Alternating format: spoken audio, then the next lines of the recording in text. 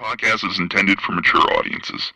The views and opinions expressed are those of the panelists and do not reflect in any way those of the podcast partners, sponsors, or affiliates. Enjoy. Hi, this is Michael Buffer, and you're listening to the Voice of the People. Let's get ready for Boxing Voice. BoxingVoice.com. You need that fear. All I'm trying to do is make a stand for something that I truly believe is right. I truly believe is right. I don't wanna be like you. Come on, man. I'm the face of boxing. I'm the cash cow. I hold a record for pay-per-view. Me. My job, I know my job, I know my situation. I want to fight. That's what I'm doing. Check it, you know. This fight is gonna be very difficult for both of us. BoxingVoice.com.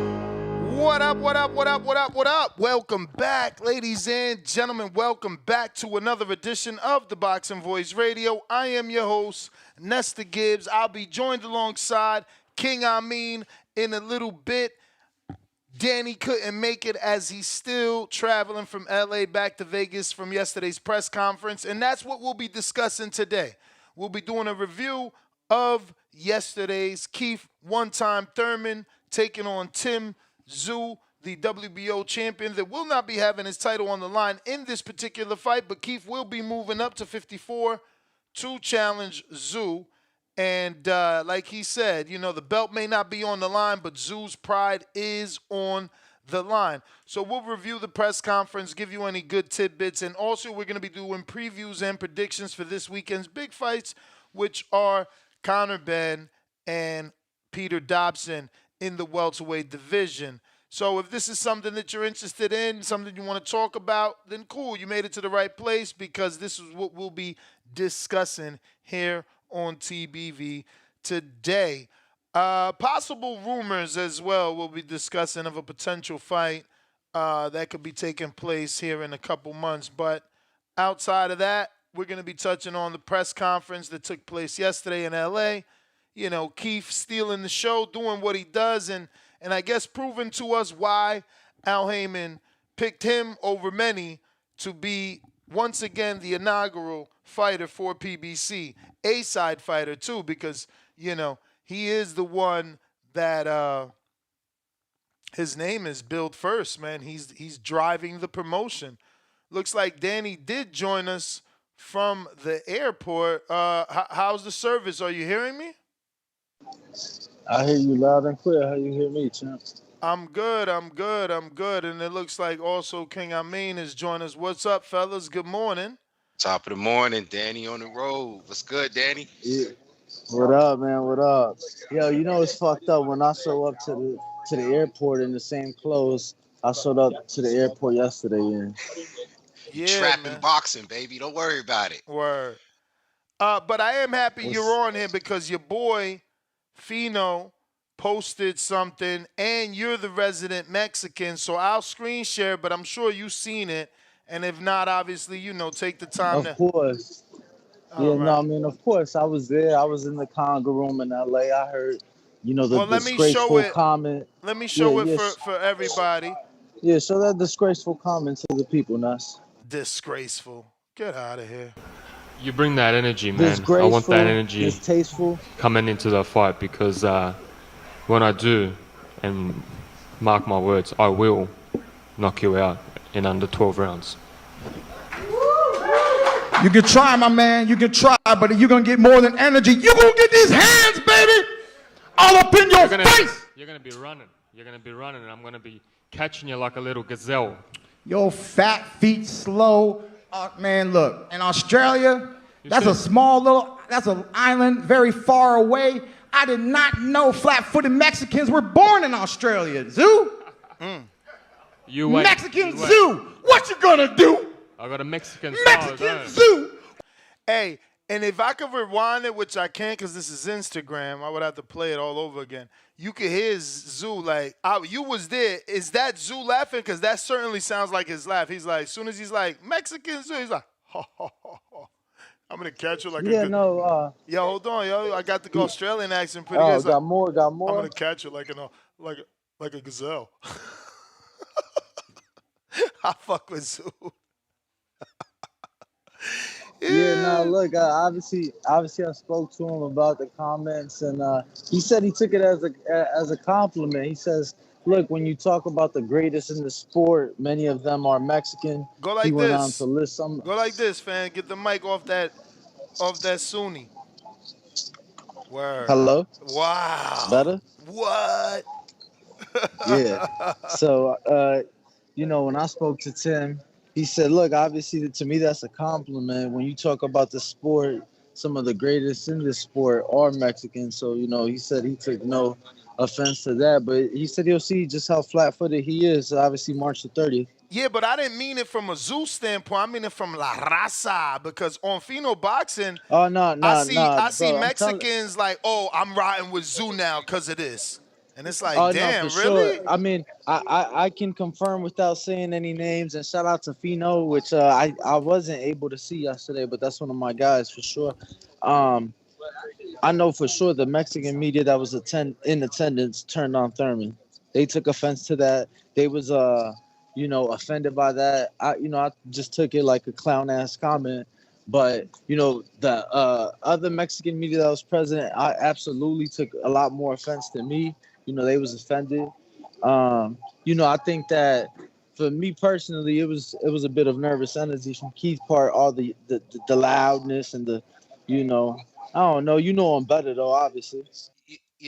Let me I say I think Danny, you alluded to it. I wasn't offended. Now I'm not, I'm an honorary Mexican, you know what I'm saying? But I wasn't offended from the racial component. I was offended that this guy with with with his with Sorry his about inact that. I mean, nah, it's cool. With his inactivity and just the nerve of him.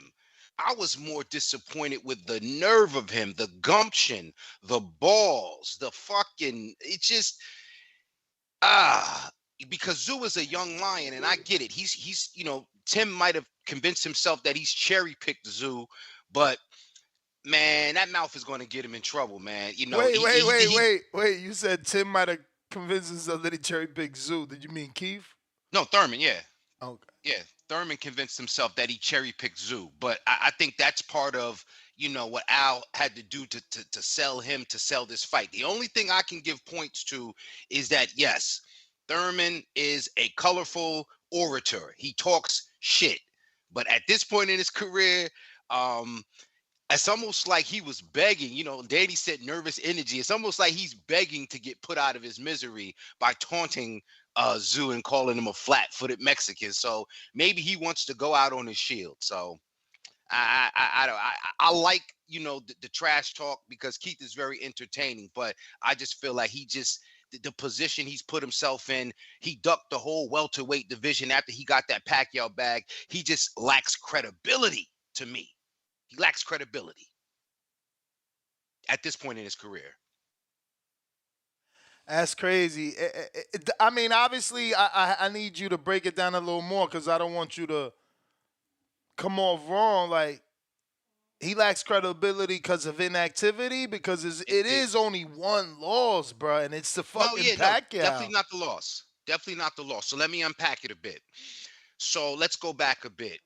Keith had a Keith held it down for PBC. Keith held it down for the welterweight division. Keith was a kingpin. I'm not disputing any of that.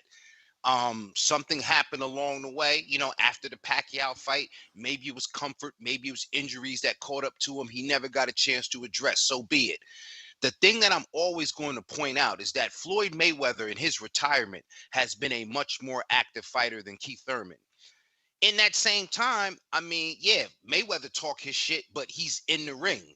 Keith has been talking shit from the sideline. So pretty much, you know, all these opportunities to fight guys that would have helped him at least continue to cement his legacy in the welterweight division. Why haven't we seen him fight Boots? Why haven't we seen him come back and fight, maybe even the fucking what was it, Kavalaskis or whoever it was, Stanionis, whoever it was. Stanionis. Exactly. Why not come back and But continue to but reign we've in the been division? here. We've been down this road as to why not. It was Al using him as a pawn and as leverage. Like he needed him for leverage for the Earl Spence Terrence Crawford fight. At the end of the day, you know he said out his mouth he was an option for Earl at 54 or for Crawford. That's where we got to disagree. When he said it out of his mouth, that's when he lacked the credibility, because whether he was Al's pawn or not, you bring him back against Barrios, and that win is looking better for Tank, done wonders for Barrios, and has done shit for Thurman, in my opinion. So again, Thurman just lacks credibility at this point. You haven't really continued to campaign at the division where there's still some unanswered questions. You, as the elder statesman, could have either sat some of them pups down, or you would have got wiped out. So you didn't do that. But then you jump out whenever it's time to be Al's boy. I ain't with that. I mean, I feel like Thurman has already put in the work that he ain't supposed to be looking in anybody's rearview mirror, let alone his own. And the guys that you talking about, they behind him. That's why it took this long, because it takes a Earl, a Crawford, or a Tszyu-like name to motivate him. I mean, when the last time we heard Thurman sounding like this? And I get it. For a lot of y'all, out of sight, out of mind, you don't believe him. Yeah, how you gonna say when the last time he sounded like this? I mean, when the last time he fought? Because he always sound like this, and he's never fighting. He always sound like this. Nah, I hear you. Listen, I hear you. Nah, I'm not gonna lie. I wasn't that impressed with the performance yesterday. Like I feel like he's usually a slicker, slicker guy with the words. I don't know. To me, it was a very underwhelming press conference. My highlight was speaking to Steven Espinoza, quite frankly. So, yeah, it seems like Steven used the same talking point with all of y'all, because you had told me a conversation you had with him, and then I watched the interview with another person, and he basically said the same thing about not having a title. And the phrases that he used to describe his role and whatnot.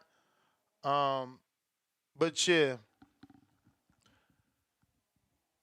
I think that I don't know. You guys are like feeling like he ain't do his. I feel like he did his job. I think he was the highlight of the press conference. Is there anything else we could talk about from the press conference? Did Rolly make any memorable moments that I missed? Nah. I mean, we could talk about Erislandy Lara forgetting his opponent's name during the press conference. I mean, that's not a big deal to me. I'm pretty sure there's a lot of motherfuckers don't know his opponent's name in the chat section right now. He said it live on camera. Too bad that translator ain't translate what he said, but he said, "Cómo se llama?" Oh man. which translates to, what's his name again? I mean, the end of the day though, he's the mandatory. Like, he ain't supposed to know him, you know what I'm saying? He ain't the name, he the mandatory. No, look, I hear you, man. I got to speak to Manny Robles. Obviously, he was training Boachuk, fighting Sebastian Fundora. There's a lot of footage coming to the platform, but yeah, I mean, not the greatest of press conferences, or it wasn't bad, but it wasn't nothing that made us stand out per se. Yo, I need you to go see my man Nicholas Walters. He got a fight. Yo.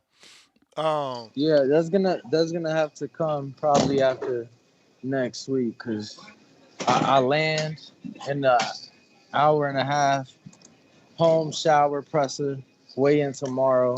What fight presser? Saturday. Oh, Conor Benn's pressers today? Yeah. Monday, TO workout. I'm covering Super Bowl week next week too, so yeah, I'm swamped. Come on, at least man. next week. Find time for the Axe Man. Don't do that. Find time for the Axe Man. He got a big fight, bro. How big? I mean, I'm a real boxing fan. This is a big fight on the comeback. Nicholas Walters versus Joseph Adorno. 18-0, 3 losses, 2 draws, 15 KOs. Is going to be on ProBox in March. Hey, give me 2 minutes. I'm going through Yeah. security, champ. No worries, no worries. I'm about to get an interview on anyway, dog. Do your thing. I mean, you still there? What's your thoughts on that? On that matchup, Joseph Adorno and Nicholas Walters. Okay, I lost you. All right. Well, that is something I heard yesterday that will be taking place on ProBox, and seems to be out there now. I guess there was some other reporters out there on in ProBox from a Puerto Rican website that put it out. So, I told my people, like, hey, I guess I could talk about this now because this shit out there. But Nicholas Walters does come back, and he'll be taking on Joseph Adorno. I like this fight. It's not a bad fight at all. We'll see what Walters has, and Adorno is always durable, right? He hasn't been stopped, I don't think. Those 2 losses are decision losses at the hands of Dominicans, I'm pretty sure. And no, 3 losses, and he's got 1 draw against Jermaine Ortiz, right? Is it Ortiz? Yeah, I think so. Drawing a blank, but yeah, that's a decent fight. I don't mind that fight, honestly. Once again, good fight for Nicholas Walters. I seen him in the gym a couple times before I left Vegas, and he was looking good. He was getting back in shape. I just didn't know he was gonna get something this big. All right, so we're gonna have William Cepeda, who's taking on Maxie Hughes. We'll have him on Tuesday at around 9:45. So if you want to ask him a question, head on over to our Patreon page or our YouTube members only page, and you can drop him a question. Post is out.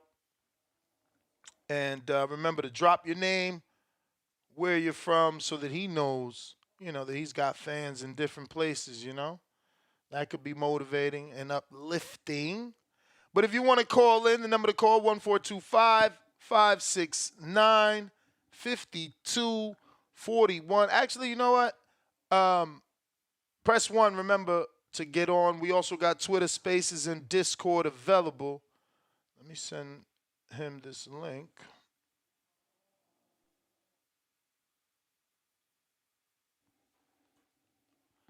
This is going to be an interesting story. Hopefully it goes well.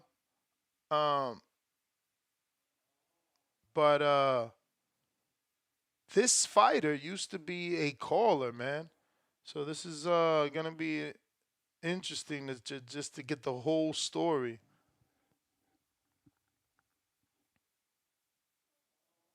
And we could review ProBox, man. What a win for Angelo Leo, man. Nice body shot win over Blania. Man, he looked great. He looked great last night. Only made it to the 3rd round, I believe that was. Yup, 3rd round stoppage via left little shovel uppercut to the body.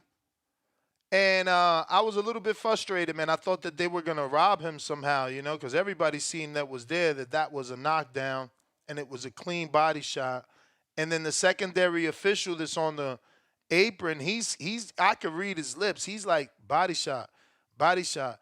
And the ref in the ring, he just keeps asking, like, was it clean? And it's like, bro, my man told you a million times, like, the fucking the owner's son had to come, put the headset on, watch the replay. Thank God Angelo Leo got it. And the one that surprised me was Antonio Moran, man. Shout out to Brandon in Cincinnati. That man's the GOAT. He said it earlier. He said it in his call yesterday, how Antonio Moran would get the knockout over Romero Duno. And sure enough, he did, man. Sure enough, he did. Moran looked good. He's going back to Mexico today. And, he got himself a nice win.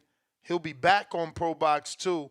Shout out to ProBox, man, keeping these guys nice and active, man, because Antonio Moran gets a knockout, already has a return date. So, he told me he's flying back to Mexico today, and he'll be in the gym by Monday. So he'll take a couple days off with the family, and he's right back at it. I'm loving what they're doing over there because of the activity. Like, I interviewed, oh my God, Harris. He fought on the last Pro Box card. Let me see if I can go back to that one. So yeah, this was the 31st one, right? So the 17th Pro Box event. That one, let me find his name for you. But there was, these kids are just, they're staying very active because of this guy's schedule, man. Oh, I don't see it. It's Harris. The last name is definitely Harris. Might be, yes, Marcus. Marcus Cortez Harris. He's 3-0 with 3 KOs, all in the first round. And, man, such an energetic and exciting kid. Only 18 years old. Huge smile, bro. He couldn't stop smiling, man. And I love it, bro. I love what ProBox is doing, man. They're giving these guys nice opportunities, man. Leo is looking good, right? He's shining right now, and this activity is working. He also has a return date. I did a post-fight interview with him as well. He also has a return date, so that's great for the psyche, man. And now this is Leo's second knockout in a row, I think, since signing the ProBox. Yep. And I didn't think he was going to get that Nicholas Polanco one coming off of the layoff, and he did. So, turned right around. That was in November. He turned right around, and he's back now in January, which was yesterday, 31st, where he got another stoppage. And you got to check the interview because I forget the date that he said, but he'll be returning pretty soon as well. And in 2 weeks, don't forget that my guy from Las Vegas, Robert Merriweather, makes his Pro Box debut. He was signed to Mayweather and just couldn't take the stagnation that they had going over there, so they left.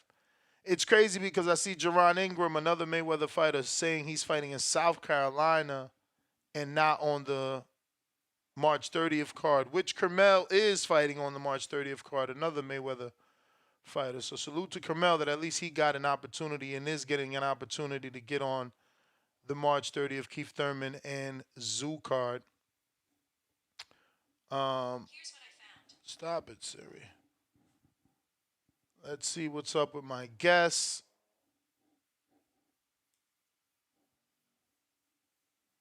It is 9:30, so he should be jumping on here soon enough. I can't wait for this story. I think this guy might be a caller from Chicago that used to call in and then eventually turn amateur. And I remember one time he was in a tournament and, called in for us to obviously support him and watch his fight. If you're watching this on YouTube, don't forget to hit that thumbs up button. It's going to help with the visibility of the show. It's going to put this episode in the eyes of other boxing fans. Obviously, we're talking Conor Benn and Peter Dobson, 12-round junior middleweight fight. I don't know why it's listed like that, but Dan knows best. Maybe they are not going to go all the way down to 47. Peter Dobson is a guy that we've had on the show here in the past and, had been needing an opportunity for a very long time throughout his career. He gets one now, but definitely a uphill battle as many believe that he's going to be outgunned. Conor brings a lot of speed, power, tenacity. He's pretty good in there. I like Conor, man. He's a fun fighter to watch. And I seen that Eddie Hearn posted Blair the Flair. Blair was in the gym with Conor. They finally fucking met, the two. And there was no beef. Instead, these guys are friends fucking doing, Instagram stories together. And yeah, Eddie reposted it and said, who knows, we might see that fight. I want to see Blair back, man. I kept throwing his name in the ears of the ProBox people, like, bro, this guy's been out 2 years, man. Have y'all tried to call him? Cause fuck, Blair's been out for 2 years. It's a long time, man. He's wasting time. I don't know what's going on. And the last win was his best win. He's coming. I think his last win was the Maurice Hooker win. So the fact that he didn't capitalize off that is pretty sad. Pretty sad.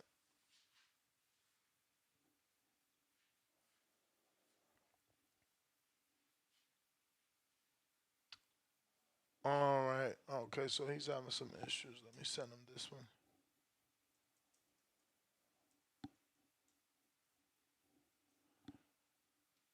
See here, I got a super chat got to get to. Salute to Ronnie in Phoenix. First super chat of the day says, Buenos dias, TBV. Rolly and Thurman getting slept.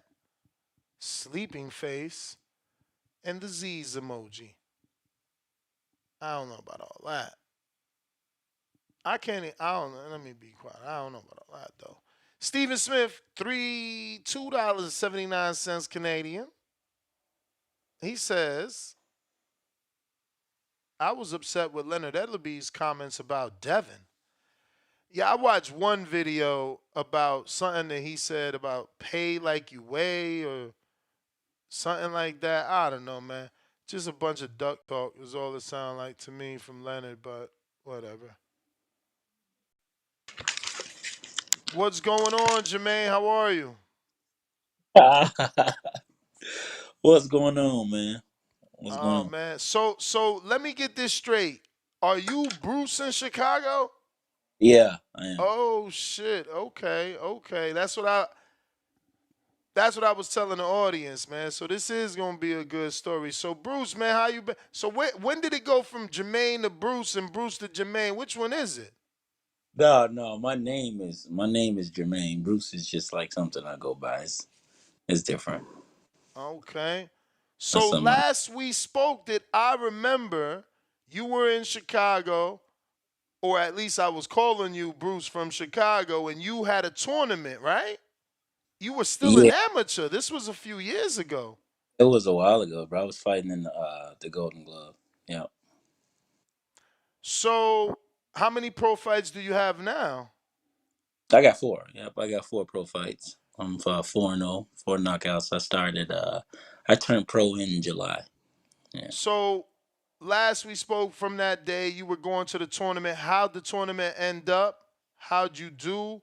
And then when did you make the transition? When did you decide, you know what, I'm going to go pro? So yeah, that tournament was a minute ago, bro. It was in 2017. I won the tournament. Then I went to the Nationals. I lost the second round of the Nationals, but then I was off for a while. Life happened. I was off for a minute, and then I saw an opportunity last year. Some people that I knew, they was having a pro card, and I had already been trained, and I made the decision to get back into boxing after I stepped away for a little bit, and yeah, it all worked out. It all worked out, and I got some help from a friend of mine, Tiffany, and she put me on the card, and it's been going ever since. And where was this last card at? The last card was A Derek Finley card in Indiana. Okay. Yeah, it was in Indiana. So it's been Man, that's pretty dope, man. I'm glad to see that things obviously worked out and that you've kept at it. I cannot believe that was 2017 though. a while ago, man. That's crazy Time don't wait, man. for Time don't wait nobody. at all. So all these fights have been in Indiana. Mm-hmm. So far, yep. And how many amateur fights did you have in total? So probably about 50 something. Okay, Had that's quite, a lot. yeah, I've had quite a few. I've been fighting. I've been fighting since like 2010. I've been fighting a long time. I just, it's been not as consistent as it should be. Bro, so I believe Kentrell in Phoenix is the one that was like, yo, you got to interview my boy. Yeah, that's So, oh, go ahead. that, no, that's my brother. This wouldn't have happened without him. I would not have hit you up probably. It's just that dude, man. That's my brother. He supports me a lot. He supports me a lot, and he's Nah, always but it's so crazy, like, because I didn't know that this was you. He's like, yo, can you interview my guy, Jermaine? I'm like, yeah, sure. Give me his Instagram. And I hit you up like nothing. And I don't know when it clicked. Did you tell me you was Bruce? I don't know when it clicked, but I'm like, holy shit, this is Bruce from Chicago. I did. So I hit you on your we was talking on the Boxing Voice page first, but then I hit you on your personal page and you could see the messages because we played chess together a little while ago. Oh, okay. Yeah. That's crazy, man. I'm happy for you, bro. It's not easy to get in that motherfucking ring. Let me tell you, I was telling people I was excited for this because throughout my years, I had another caller turn pro. And so far, you doing better because he had 2 fights. He got signed to PBC real quick as like a B-side. And that second PBC fight, he like, man, fuck that. It's different with headgear and without. I'm like, man, I bet it is the motherfucking little ass gloves. But are you trying to come down? Because you started at 200. I see you in the 80s. Are you trying to get the light heavyweight or are you going to remain at heavyweight and build up? No, well, I was at cruiserweight. I wasn't at heavyweight. That's I mean, let's huge, say but 200 there. yeah, that's I guess that is heavyweight. Huh? I thought 200 was cruiser, but the last one say 181. So I'm Yes. on my way down, dog. I can't. I don't want to So, be that. so you looking to get the light heavy? Probably super middle. Oh, wow. I'm gonna Okay. see how my body respond. Do what I gotta do. Live a clean life. That's how I got to 81. So I get down. I think I can get out in 68. I just gotta So keep. this has only been your four fights for you. How many tickets on average would you say that you're selling? On average, Average it probably out. It's been 4 fights. Like what? 25 a show, 5 a show, 10 a show. I'm just asking. I got a secondary question. That's why. probably about probably about 90. What? 90 tickets per show? Yeah, yeah, probably about 90 if you average it out. This last show, I just sold like 107. I had to look at my spreadsheet. Okay. And I mean, obviously, again, I was asking that for specific reasons because I see the promoters keeping you extremely active. You're fighting like every 2 months. So I figured it was a ticket sale thing or, you know the promoter very, very well. But obviously, you selling a lot of tickets because 90 is a lot. I feel like No, that's a lot. I'm fortunate, man. I'm pretty fortunate. Definitely, I came along at a decent time where City of Champions is the pro. I fought for City of Champions twice so far, and they started something, and she's ambitious, and I'm just happy to be a part of that. It's something that I could you know, like it's helping me a lot.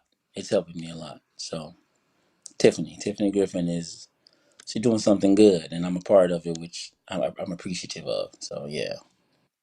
I'm just in awe, man, because when you said Derek Finley, I'm like, who the hell is that? I only know a fighter by the name Yeah, of Bro. I didn't know this dude. When the fuck did he become a promoter? That's amazing. no doubt. Derek. Derek been promoted for a little while, but he said this was his last show on Oh his wow. Facebook. I don't know if that's true or not, but now he put me on this. This was my first time fighting on his show, but he put me on that card too, which I'm appreciative of as well. So Okay, so I see he just started in 2015, which obviously at this point is a lot of years, but wow, that's pretty dope for him, man. Damn, that's unfortunate. It's his last show. So what's gonna be your next move now? Because you've been moving with him, right? now I've been moving with City of Champions. Tiff, if you look at my But it box rec, says you'll see I was looking at my the box record. The last one says Derek Finley. that's the last one, but the first one and the third one was City of Champions. Okay, so you're going back with them. Okay. Yeah, City of Champions. I'm fighting again. I got a few fights already lined up. So So you have a date. yeah, March 30th. That would be with four champs, and I got something in June as well with City of Champions. So Nice. So who's your trainer? Danielle Nicholson, Doc, And you're and based out of Chicago? I am. Yeah, Danielle Nicholson is my trainer, and Doc and Montel Griffin is like my second. So Okay. Okay. yeah. So, man, I hate that Danny is not here because he is from Chicago, and like these are the questions he needs to be asking. Like, I don't know where the gym's at, and he always talks about how there's not a lot of gyms in Chicago. I mean, I guess not, but it's a few. It's a few, Jim. We got some people here. We Hmm. got some, but I mean, I ain't heard nothing since McCaskill and Greer. what do you mean? Kidham Sims is number one in the world at the WBA at 140. I He thinks Any I any hate him too. I any overlook beat your Kenneth guy. Sims. I forget that he's from Chicago. He always think I hate him. Even his girl says I don't think he like it. That's not true. I just forget he's from Chicago. Plus, he's with Vito, man. So he's in that limbo area. Like, look, he fought. He won that strap in that tough fight. We ain't heard from Kenny in about a year. I mean, we heard from him, but not in a fight. And the fact it's been that long, I thought he just had Man, something not I'm to pretty go. sure it's been that long. Nah, Kenny, It's yeah. been since that last fight. Now people started to avoid him after he beat your homie. Uh huh. Yo, yeah. I forget dude name. Elvis. After he beat dude, people like nah, Rodriguez. Yeah, don't yeah. know. Yeah. So I'm just double checking here. Yeah, man. May. It's about to be a year, bro. He ain't Damn fought tired. since May. That's what I'm trying to say. That shit is out of sight, out of mind. That's why I Yeah. looked at your box record and I'm like, wow, that's a lot of activity every 2 months, every 2 months. So you sure to lose the weight like that for sure, because you're not really taking a lot of time off in between fights. Didn't take no time off. I'm back in the gym. I fight Saturday. I'm back in the gym Monday. So So you handling your own strength and conditioning at this point? no, well, for this last fight, my guy Derek did it. My guy Derek Abel, he's pretty good, man. He's pretty good. He's like a bodybuilder, but he understands how to make your body move explosively. And this was my first time doing something like that, but you can see the difference in my body from my third fight to my fourth fight. And I felt good. Like my legs felt good, everything felt good. But it's a lot of the weight came off, so I'm doing that again. You know, Would you say you was out of shape when you was at 200? yeah. But not. I mean, out of shape is relative, right? I'm in good enough shape to go 4 hard rounds if I got to. Like I'm gonna fight hard, but I think that I'll be in my best condition at a smaller weight, of course, when I'm like 68 or something like that. I'll be in my best condition, but out of shape, it's kind of a weird question in a way because I worked hard and I know that, my mile time came down, all of that stuff, but I can be in better condition, yeah. So you tracking the miles. Yeah, I mean, how else are you gonna know what you're doing if you ain't tracking it? I mean, brother, let me tell you, a lot of people do not. A lot of people do not. Is your trainer doing it with a stopwatch, or you using your own Apple Watch or Fitbit? What you Uh, using? I do it myself. I got this little Galaxy watch. It just tell you how long it take you to run a mile, stuff like that. Yeah. Nah, believe me, bro. A lot of people don't. They just run. I've had them tell me they'll just throw on their headphones or something, and you know, they go on, they run. They know how many times around the track, or they've already done it with their coach, so they know from point A to point B is the amount of distance that they need to have the certain miles that they're looking for. And why would you? No, not with today's technology. You Word. could just track it. Yeah, just So I track it. got a couple questions here from the people, and he doesn't have a name. It's a bunch of numbers, but it says, "What promoter would you like to work with in the near future?" In the near future, Mm-hmm. outside of TIFF, is Turkey Al Sheik a promoter? You know it. Yo, shout out to you.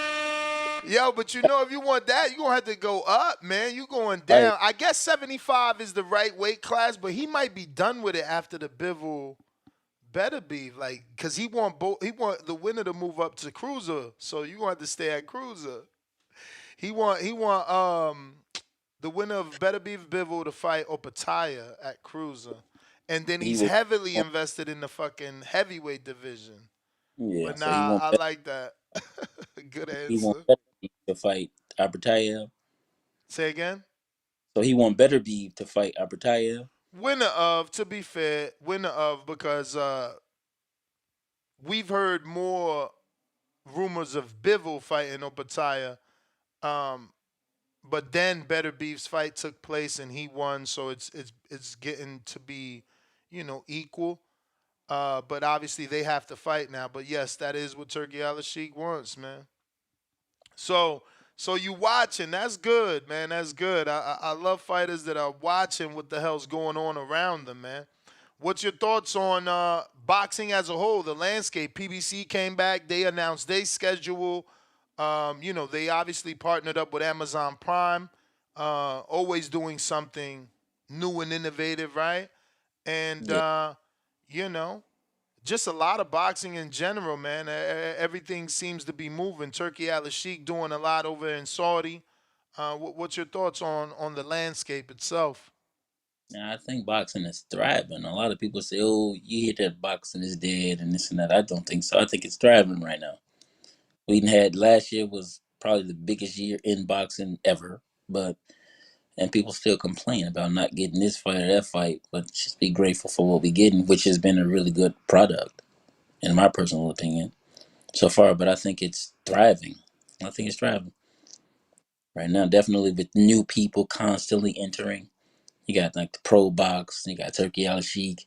It's a lot of stuff going on that's interesting and it's good for the fighters. I got Cantrell that says whatever strength and conditioning Jermaine did in his last fight was worth it. He looked amazing. Seen him swimming without getting wet. So did you look that good? I send it to you. I felt good for sure. I mean, it certainly was the most experienced opponent you faced. He's had a lot of fights for sure. Yeah, but I thought he was gonna be more like I More thought he was gonna be more durable. durable. Yeah, I thought he was gonna be more durable, but he was not, unfortunately.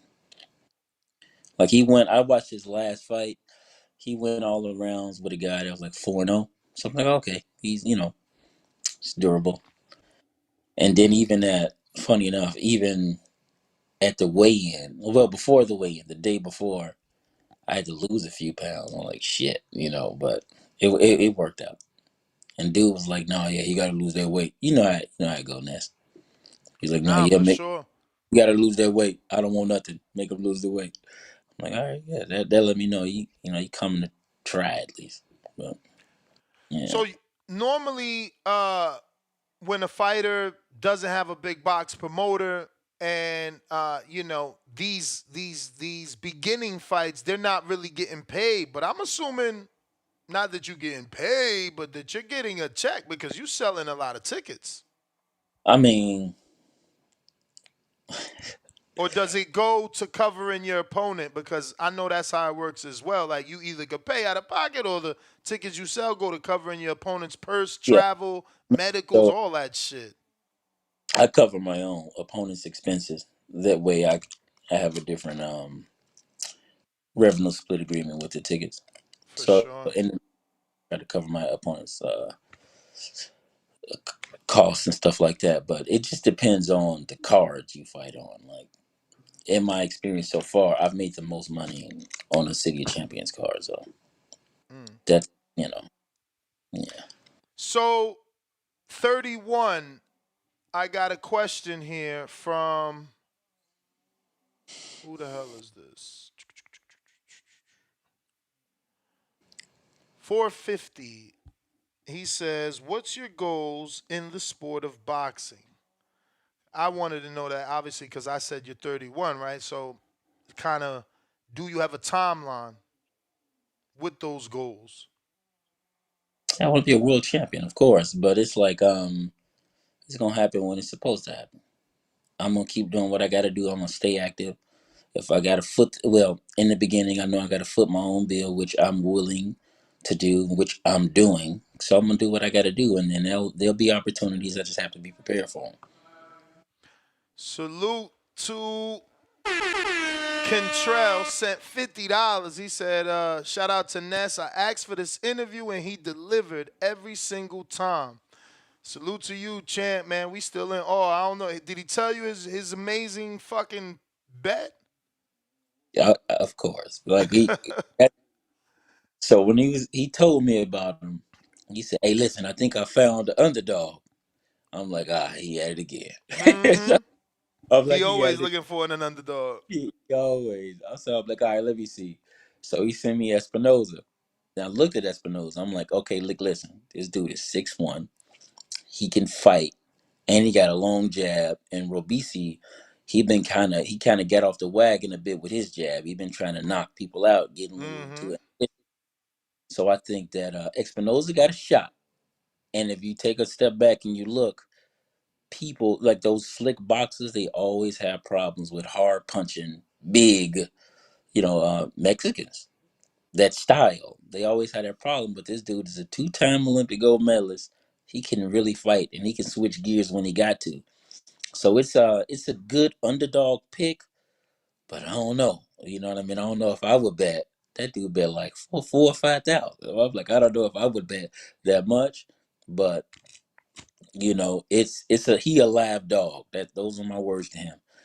This man went. He watched every story he posted. He watched everything he did.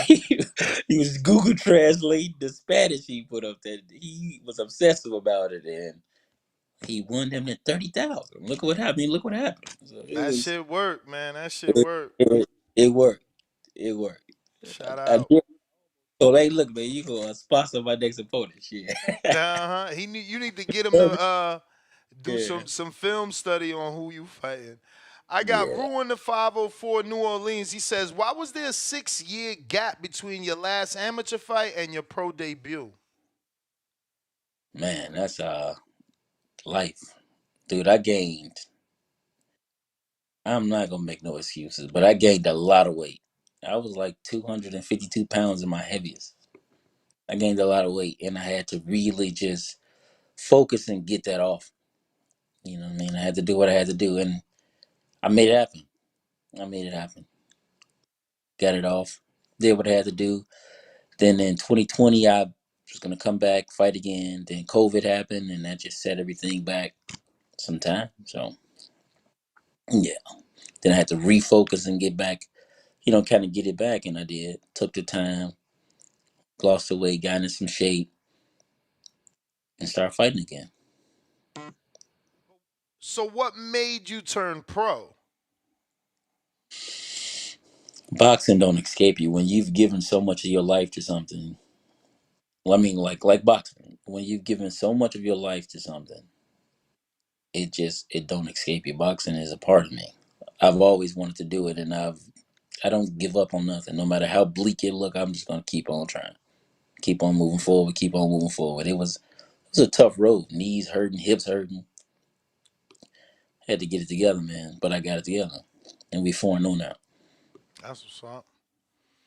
I got James Valdez, San Antonio, Texas. What's your go-to meal after a fight? Anything specific yet, or whatever you get your hands on? I mean, I can't really. I like pasta, and I can't eat a lot of pasta when I'm training. But now it's consistent, and I got weight goals, so I don't even eat it at all. The only thing I've really been eating is salmon and rice and okra. That's like my go-to. That's what I like. Hey man, that's keeping that weight down. Yeah. I got Toledo Trees that says, "Would you like to fight in Toledo, Ohio? And what do you want your next 3 fights to be?" I got my next 3 fights lined up, and of course, I'll end up fighting shit everywhere. I'll be in Toledo, Ohio. If he, yeah, tell him put me on. You got to connect. You got some heads that need rolling in Ohio. My guy actually fighting at 160 in Ohio next week on the 10th. So Who's that? Martez McGregor, he's fighting the dude. I forget dude name, but he just fought what's dude name? Man? He just fought Troy Isdale at 160. Oh, Vladimir Hernandez? No, not Vladimir Hernandez, a brother. Okay, I gotta check. I got Sir Wisdom from Reedley, California. What's up, boss? What is one thing you love about boxing and one thing you hate about it, if you hate anything about it? Shit, the weight cut is Mm. probably it's probably the hate, but that's because of my own lack of discipline in the past. But now it ain't been as hard. It's been working out. But I like the contact. I like the fight, bro. I like the contact. I like figuring it out while I'm in there, figuring out what I need to do and doing it. How's the sparring in Chicago? Like, yeah. Some, it's, I mean, it's some work out here. It's some decent work out here. But I've been mainly sparring in my gym for preparation, and I've been boxing with my guy Mark and Malik for the most part. They pretty good. Both 1-0. Malik 160, Mark 75, 68. But yeah, I've been boxing with them just to kind of get sharp again and stuff like that. Really working on my craft. I haven't been moving around as much, so that's something that's going to start now. I'm going to do more moving around. By moving around, you mean sparring? Yeah, sparring. I'm moving around, going like different gyms, getting some work. Okay. Okay. Yeah. Well, that is the last question, Jermaine. Man, you have exact information or not yet on the next fight and location? Because I don't see anything on BoxRec yet. I know it's March the 30th. It's March the 30th. It's March 30th in Hammond, Indiana, and it's I don't even know if I can get a June date, but I know it's June 1st. It's June 1st in Highland, Indiana. I don't know if that venue is actually booked, so never mind. I know it's June. It's June the 1st on the City of Champions. I know that. And give everybody your social media. I'm screen sharing, but let them know where they can find you. Jermaine underscore Howlett 152 on Instagram. Jermaine Howlett on Facebook, and God in Gloves on Twitter. Yeah, man. Thank you, Ness. I appreciate you, big dog. Appreciate you, man. When you lock in the opponent, let me know. We'll get you right back, brother. We following a career, man. You already know. Hey, listen, it's a full circle moment for me, dog. You know, I called in all the time. I'm Hey just man, this how you know my motto's always been true. Big, little, small, interview them all, champ. And this would be I mean, imagine you win a world title, bro. This would be like the most amazing story I got. So I'm locked yeah, in, champ. Keep doing your thing. We here. man, yes, sir, man. I appreciate it, big dog. I All really right. do. There you have it, ladies and gentlemen. It's Howlett. Howlett, yeah, Howlett, yeah. Howlett. Jermaine Howlett. To the next one, champ. That's crazy, man. That shit came full circle. He used to be a caller, and look, he would have never even let me know he turned pro. Some people, they feel like, you know, they don't want to take advantage of a friendship, or they don't want to cross a line that they believe is there that really ain't there. Not for me. You know, if you got a son, daughter, somebody, a friend, they in the sport, man, this is what I do. You feel me? This is what I do. Big, little, small, we interviewing them all. And we hoping for them all to be world champs. But if you want to call in, go ahead and request to speak. We got Copy Cool, what it do on Twitter. You got to unmute.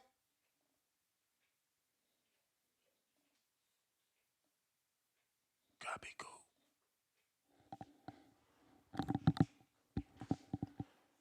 Yo, Copy Cool, got to unmute.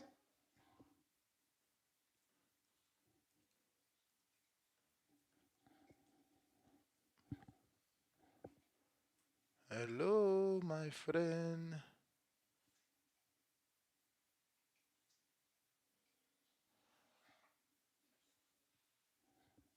All right. Well, I don't know what's wrong with him. If you guys want to speak, now is the time to request. If not, we wrapping this motherfucker up. Don't forget to hit that thumbs up button, though. That's going to help future, present, past with the visibility of the show, putting this episode in the eyes of other boxing fans that haven't caught us. We got Kentrell checking in. What it do? Yo, can you hear me? Yes, sir. Hey, you dude, man. You really him, man. Like, I just called in and say I appreciate the interview, man. Anytime I ever ask you to come through for an interview, you reach out to when you have on your show, man. You really him, man. I appreciate that.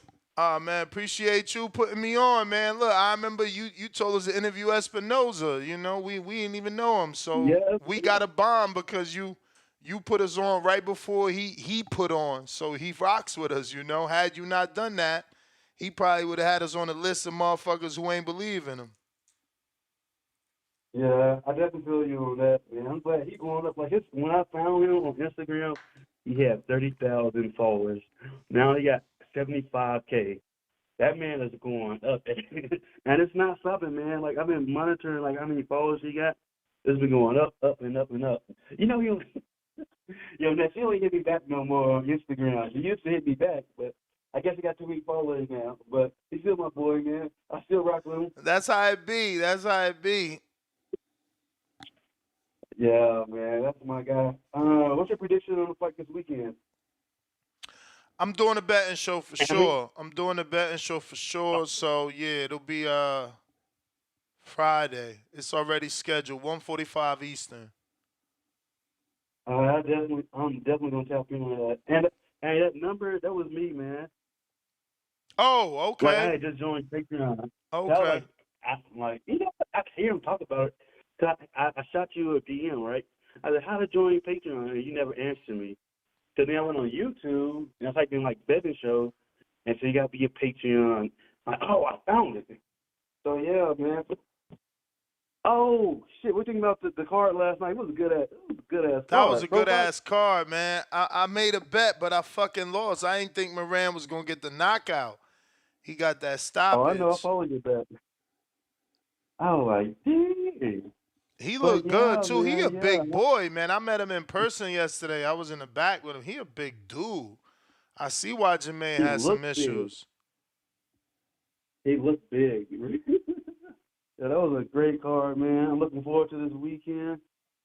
And, yeah, you that dude, man. Appreciate you. You're the number one boxing podcast in the whole world. I can't find no one bigger than you.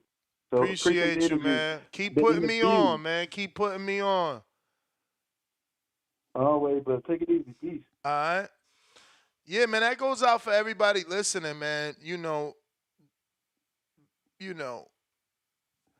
never know who I know, don't know, and you never know who you putting on, that could be the next one up, man. So if you got somebody, you let me know, man. We going to squeeze them in. We going to make time. That's what we do. Let's see what we got here. Adrian, what up? Damn, ain't Adrian in a nice fucking country or something because he a fighter? Hey, Hey, bro. Yeah, I'm actually in Miami right now. I had a layover. I'm about to leave for Puerto Rico so we can get in there for weigh-ins Mm. tomorrow. So we about to leave in about an hour or two Damn, from you the got to fight airport. on a Jake Paul card? What's up? What card you fight on in Puerto Rico?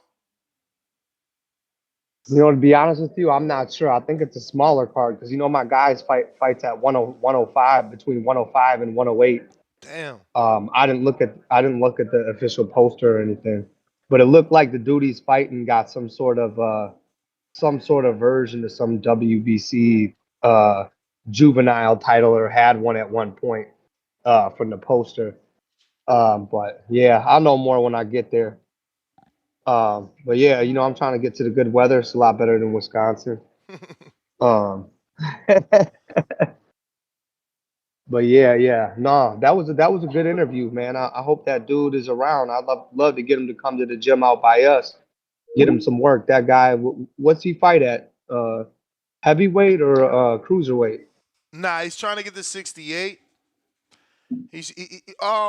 Wow, that's near you? I mean, yeah, right? Bruh, Chicago like an hour away, my right?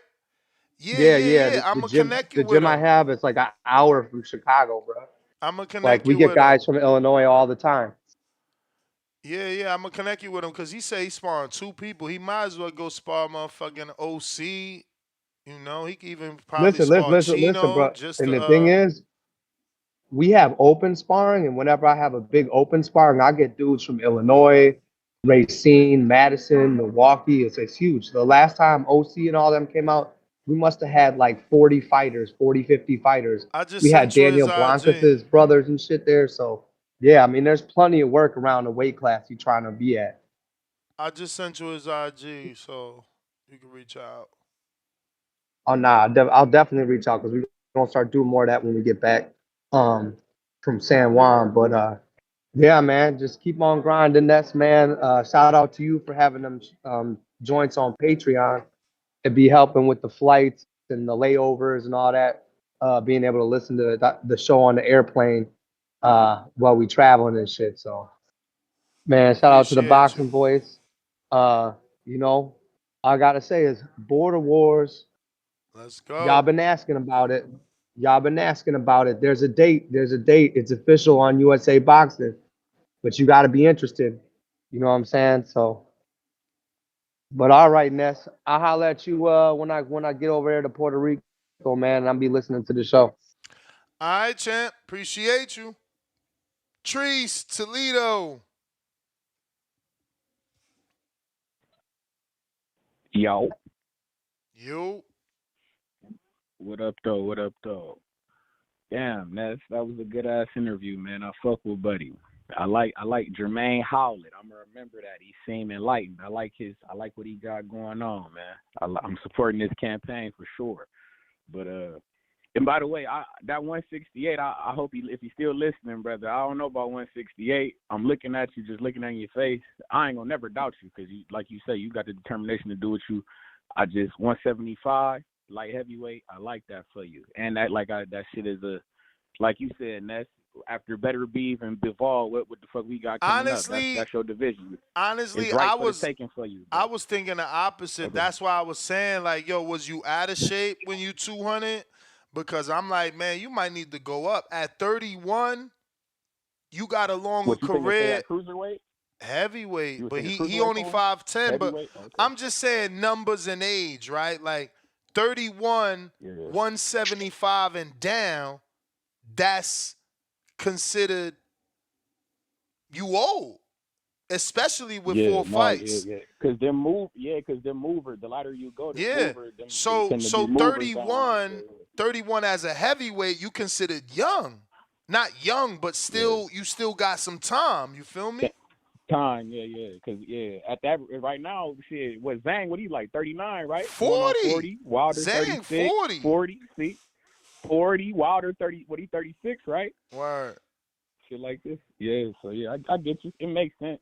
I get you. It's just when you say 5'10", though, it's hard to see a 5'10". I guess we've seen Mike do it, but hey, I like it. I'm into it, man. I'm into it. But hey, Ness, you was at that ProBox show. I'm into this. You got to give us the inside scoop. How was the? I got some questions real quick because I know you can't watch the telecast because you at the show clearly. But my man's Chris Algieri, you feel me? He was that McCumbee fella. He suffered a big cut, but Chris Algieri talking about he wanted to see McCumbee versus Berlanga. What you would think about some shit like that? Bro, McCumbee would get destroyed versus Berlanga. That's what I said. Hey, Chris Pearson, hey, Chris Pearson had on a knee brace. He was looking slightly older than I remember him, and he still was doing okay. The biggest issue. He wobbled he wobbled him in like the fourth, fifth round. He stumbled, my nigga. I seen he caught him with a check. It was like a check right. He stumbled his cool ass. I'm like, oh shit. The biggest issue Pearson had for me was like you laying on these ropes. He wasn't using a jab, and the saddest thing is that when he did use a jab, he could land. When he did let go of the straight left, he could land. I just think it was a issue with conditioning because, McCumbee came out strong, put him on the ropes, unloaded, and let him have everything he had, and that ain't do nothing.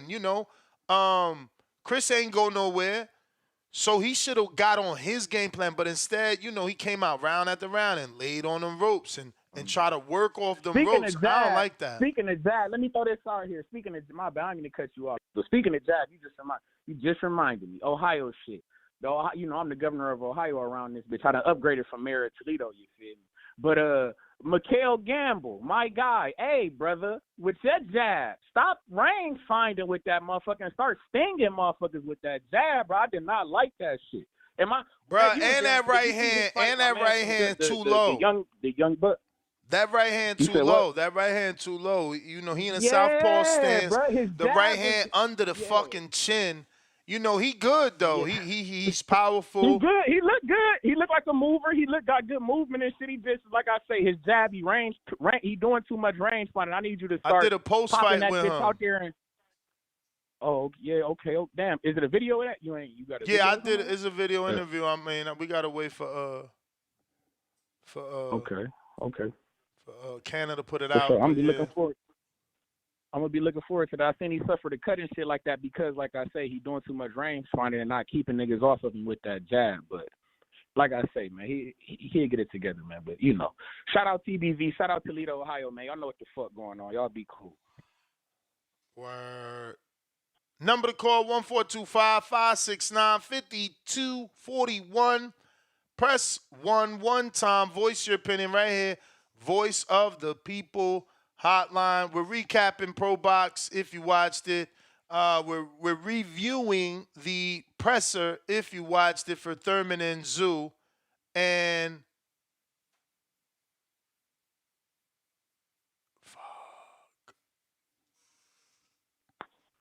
hey, yo, I'm still on, by the way. Hey, yeah. One more thing. I got Conor Benn. Hey, oh, damn. Speaking of Conor Benn, did you hear Ariel Helwani interview with Conor Benn, where Conor Benn was saying that he was having suicidal thoughts and whatnot, but he did mention that he ran into Mr. Dobson, and he's saying in the face off and whatnot, Mr. Dobson was a little nervous, and he said he could sense the energy. I'm like, wait. He say, I hear Conor Benn tell me he can stop Mr. Dobson in one. What you think about that? I'm like, I don't know about one round. I got to see it. But he said he can stop him in one. I don't know about being able to sense, whether someone is scared or not, and that translating into what round you get them out of there. But let me get to these callers, player. I got Chill Will. $5 super chat. Slightly older is a compliment.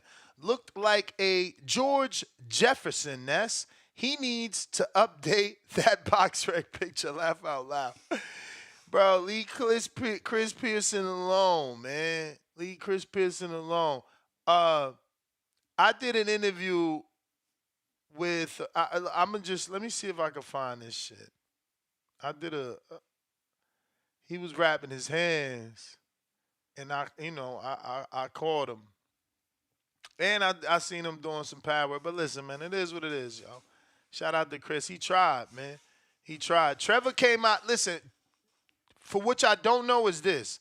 Trevor popped twice, okay? Not for this fight, but he popped twice. So we don't even know if he popped for this fight because, they only do piss. And then we don't know if he was dirty because this ain't got the budget of Avada. So, I seen Trevor looking rippy rip, and I'm within my right to question whether or not that was legit because genetics, bro. We don't really see that shit like that, isn't it? Come on, how many Caleb Plants and Al Bundys do you see? Are there more Caleb Plants or are there more motherfucking Al Bundys? So, all of a sudden we got Trevor McCumbee is Caleb Plant. That shit don't be happening. You know what I'm saying? And I'm only sounding like this because he already tested positive twice. So, he came out there guns blazing with pissing. We don't know if he was pissing hot. You feel me? These are low budget fights, so I don't know that there's a budget for Vada. You know what I'm saying? But Trevor had a fucking audience. Let me not rob him of that. He sold a lot of tickets. It was pretty sad to see how many people left after he won. He stuck around, which was odd. But the people that came to see him fight saw him fight and they exited the building. So Leo fought in front of a lot less people. Not that it mattered. He still got his stoppage, but Trevor's a ticket seller. So maybe they can do it with Berlanga. Just getting back to the original question. Maybe they can do it with Berlanga, especially in Florida since Matchroom is trying to, rock with that market. I'm sure he knows exactly how many tickets he sells because that's how, he gets paid more money. So Trevor could be a possibility. He got to keep building, though. Berlanga is looking way ahead of things. If he suffers a loss, can Trevor be more of a possibility? Probably so. We going to Tip. What up?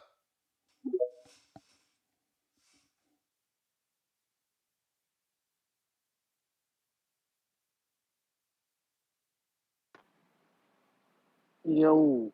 Yo. Ooh, ooh. Hey, man. Ooh. Yo, why you stealing everybody's swag, man? Nah. It's cool. I just want to know, Mexican Zoo, what you gonna do? I said, Mexican Zoo, what you gonna do? When I hit him with a boop, bop, bop, you know what I'm saying? Like, hey, man, I told you my boy back. I told you the energy we was giving. You know what I'm saying? Listen, to all you fight fans, you know what I'm saying? This is how your favorite fighter is supposed to carry your fight. You feel me? This is how you promote a fight. A lot of y'all favorite fighters don't know how to do that. That's why they shit is selling pay-per-views or even marketing themselves to an audience. You know what I'm saying? Now we got all the Mexicans against us because of a comment Keith made. But that's what we need. That's what Tim Tszyu needs. You know what I'm saying? He doing himself and Tim Tszyu a favor. Tim Tszyu about to gain a fan base in the Mexicans now. You know what I'm saying? But look, it's like I said, man, March 30th, it's one time. It's one time all the time. You know what I'm saying? Let's see if Tim Tszyu can beat us for the second time. You feel me? Last night, man, Angelo Leo, man, he does what he does, man. Does what he does. Vicious body shot. I don't know what the ref was looking at, you know what I'm saying, during the course of that whole sequence. But yeah, bro really like that. You know what I'm saying? He only gonna get better as time goes on. The other two cards, man, three I should say. I don't think I got a view the first one. I was out, but what's my dude at the white trunks, man? They was brawling, bro. Trevor McCumbee. Yeah. They was trading. My man had short said T-Rev. Yeah, they was out there trading stupid blows. And then the other fight, the dude y'all was just talking about, kept his hands down and shit. I was kind of in and out of that fight. Oh, the kid from Ohio, Mikel Gamble. Yeah, Mikel Gamble, yeah. He had that right too low, but he wasn't getting clipped. I just was scared, though. That shit was, like, right under the chin. Mm-hmm. Yeah, he had a good He fight too. signed I mean, Jamel Herring is his manager. That's they need his to start fighter. getting a lot of these guys on ProBox, man. ProBox about to blow up this Word. year. I feel like ProBox definitely about to take off soon. So I mean, Well, if y'all know they gonna need. I mean, not that I know. I don't know. I'm saying this out of my own mouth. It's not like they told me, but obviously, they gonna need an investor, right? They need a little bit influx of money to, just continue to not only put on the great fights that they doing, but maybe expand to another day. yeah, they need an investor for production costs and shit like that. Yeah, that'll help them. Shit. I mean, if y'all know fighters in your area that's turning pro, man, tell them, look, hit up ProBox or hit up Red Owl. You know what I'm saying? Red Owl, they taking in fighters too. Mm-hmm. There's another Yeah. card on DAZN tomorrow or today. Was this London? I think it's Friday. It's Friday. Uncastle. This one is Vegas. No, I'm going the wrong way. Hold on. Yeah. February in Houston, February 2nd. That's tomorrow. I never heard of these dudes, but I'm gonna check them out. They on my free design. I'm my free. Oh! My guy is on here though, so y'all better tune in. I got plenty of footage on him. Listen, y'all never seen this style. Oh my God, we get to see him. I hope we get to see him on TV. Fuck, there's a lot of fighters on this card. Hakeem Cheatham is fighting on this card. Y'all gotta tune in. Go check his style out. Before. Yeah, he got this shoulder roll, but like older shit, like the older fucking kind of like Joe Frazier shit. His father is old, from Philly. His name is Gerald. Fuck, I all the interviews is on my YouTube. Y'all gotta check out his son though. I'm gonna pull up one of his son's shorts that I got, cause his son is the truth, man. I fuck with that. I hope he look good in the fight. What did you think of the presser? What did you think of the presser? I mean, Keith did his thing, man. Keith always done his thing, and that's why I said a lot of outlandish statements before he had his laws. I thought that he could take off, and who knows? Maybe he could be that dude that even with the laws he blows up. But it's just sad to check his social media. He only had 317,000, and that he only posts when he in a fight. It's just sad, and honestly, he need to drop to a Caesar. I don't need you. That shit ain't looking right. It just ain't. It ain't looking right, and he gotta cut this suit shit out. What's up with this suit shit? Hey, man, that shit was fly. What are you talking about? Bro, he the only one up there in a suit, bro. Is he the commentator? Is he the commentator? Is he the announcer? That's the throwback look. That's the throwback look. Fam. You know what I'm saying? I hear you, man. Hey, shit. I do wish Tszyu, man. Damn, I hate the fact that he can't talk shit. But he did enough. He did enough. He's he did, but that's the Mexican style.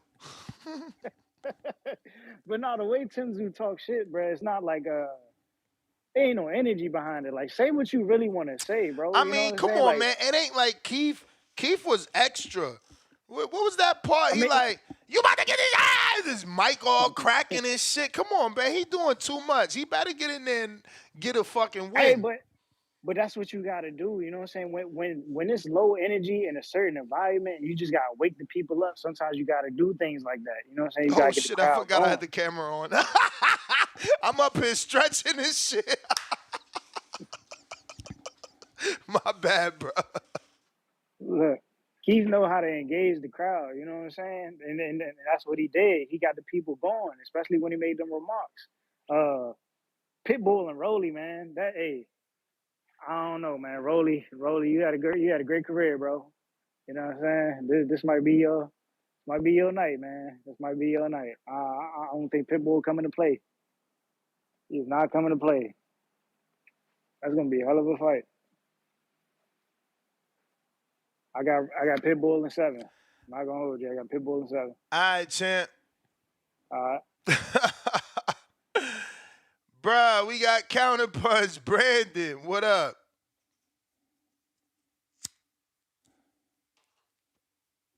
Yo, Ness, how's my audio, brother?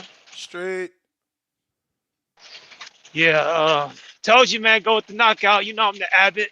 You know I'm the Elohim. I just knew your boy was gonna be too strong, too big, too strong.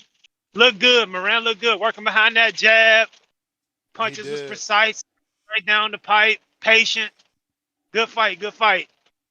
Mikael Gamble looked pretty good. Local kid, like I said, I was rooting for him. So hopefully he builds on his, build on what he has. Tyler McCrumbie looked okay. You know, you see a 27-0 record. You think he'd be head over heels above Pearson, but they looked about on the same level, really. So he's probably that guy. He's probably a mid-tier club level fighter that can, beat that level. But once he steps up, probably gets smoked. So yeah, Belango will probably kill him. And then Angelo Leo surprised me. I had Angelo Leo winning, but I had him winning in like a firefight decision, 10-round firefight, because I've never seen that kind of power from him. But yeah, that body shot was really, really vicious, man. And I don't even know how the ref thought it was low. It wasn't close to low. Like, No I was like, way. damn, he thought it was low, like nowhere. So good win for him. Good win for Moran. Get a couple more pro box fights, and then who knows, you might get called up by a top rank or some of these other big names to get thrown in there and, with a B-side opportunity against a big name. So, yeah, good card. As far as that Red Owl boxing, got another local kid. I think my boy's headlining that card tomorrow. My boy, Quayshawn Toller, Quay from Yeah. Cincinnati. He's headlining that card. He's really good, man. He's got one loss. He got upset by your boy, Clay Collard. Oh wow, that's a disappointing loss, bro. You lost to an MMA guy. You making us look bad. Yeah, he lost to Clay. That was Clay's kind of one of Clay's when we was calling him the prospect killer, that was one of the ones that put people on notice. Like, hey, this motherfucker might be all right. And if you listen to Clay tell the story about it, they fought in Cincinnati, and after he got the upset, they pretty much chased him and his parents the fuck up out of there. So he said he was kind of nervous. He thought they was gonna get fucked up. But yeah, man. So yeah, look out for that fight tomorrow. I think it's Red Owl Boxing. Yeah, my boy Quayshawn Toller out of Cincinnati. Bud brings him into camp a lot to emulate, guys with fast hands. He's really fast, really quick, really good fighter. Just got to keep him out of these streets, man. He's a little street nigga. So yeah, that's far as that. But on the press conference, Keith was Keith. I've always thought Keith Thurman was kind of cringe, kind of corny, similar to like Andre, like kind of quirky. Like, so the shit he's gonna be saying, like the Mexican do, what you gonna do? Like all that shit is kind of cheesy to me. I don't get offended with racial jokes or racial epithets and shit. So I don't know how much controversy or how many sales that's gonna help the fight do. I mean, he fought an actual Mexican in fucking Barrios and it sold double woods. I don't know if these comments are gonna just get Mexican fight fans in an uproar to the point where they want to buy this shit. They do seem But upset one on thing, social media though. I seen yeah, it yeah, on the probably Mexican so. on the Mexican pages. They certainly saying, "Oh, this fool a clown. I'm riding with," and they'll throw the emoji up, the Yeah, Mexican flag and he emoji. is, and he is. He's a big old clown, and he looks old as I shit. mean, Like just looking at him, is he a he just. clown? Is he a clown or is he super intelligent? Because he just got an entire paying demographic to turn on him. He Only invented time will he tell. invented the green print without having a Mexican there. Only time will tell. We'll see when them sales get announced, if they get announced. Like I said, his fights with actual Mexican and Barrios didn't sell worth a fuck. So we'll see if they really actually spend the $60, $70 to see him get his ass kicked. But I got him getting his ass kicked, man. He looked old in the face. He looked like he had a black eye already. I don't know. He's gonna get beat the fuck up, man. I just don't see those skills coming off the layoff. He's getting older in age. He's always having a little nagging. Once those nagging injuries start, they don't stop. So I just think he's gonna get fucked up. Tim Tszyu's locked in. He's young. He's strong. Good technique. Man, Keem's about to get the shit beat out of him. They can't fool me. They can't fool me. I know what's about to happen. I'm not really excited about this one. I'm excited to see what Tim Tszyu does next because Tim's about to beat the shit out of Keith. But yeah, man, like I said, good Pro Box card yesterday. Um, that was pretty good shit. That was pretty good shit. So that's my call, man. I just wanted to really call in. I heard Tip Baylor speak on the Red Owl card. I've never heard a fucking corpse, a dead body call in so much. Like, what? How the fuck is Tip still alive after I murdered him on the back call in the debate? But maybe he's a zombie. Maybe this is the Walking Dead. I don't know. But yeah. So yeah, tune in tomorrow for my boy, man, out of Cincinnati, Ohio. You know Ohio runs boxing. This is the Abbott. I'm out, Ness. Protect your mental health at all times. Peace. Don't forget to hit that thumbs up, ladies and gents. We need to get to that goal of 500 thumbs up. That'll get the live chat unlocked and free for all. Right now, we're members only mode. Shout out to all my members. We rocking out. Real Jose to this day.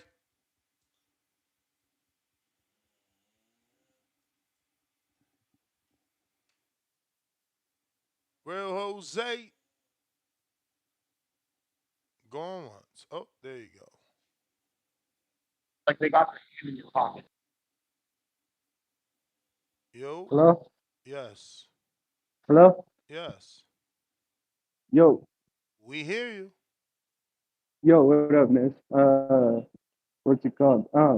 Hey man, I was just trying to call in because you were saying that you were trying to look in for hot prospects. Fucking tomorrow that card in Orlando.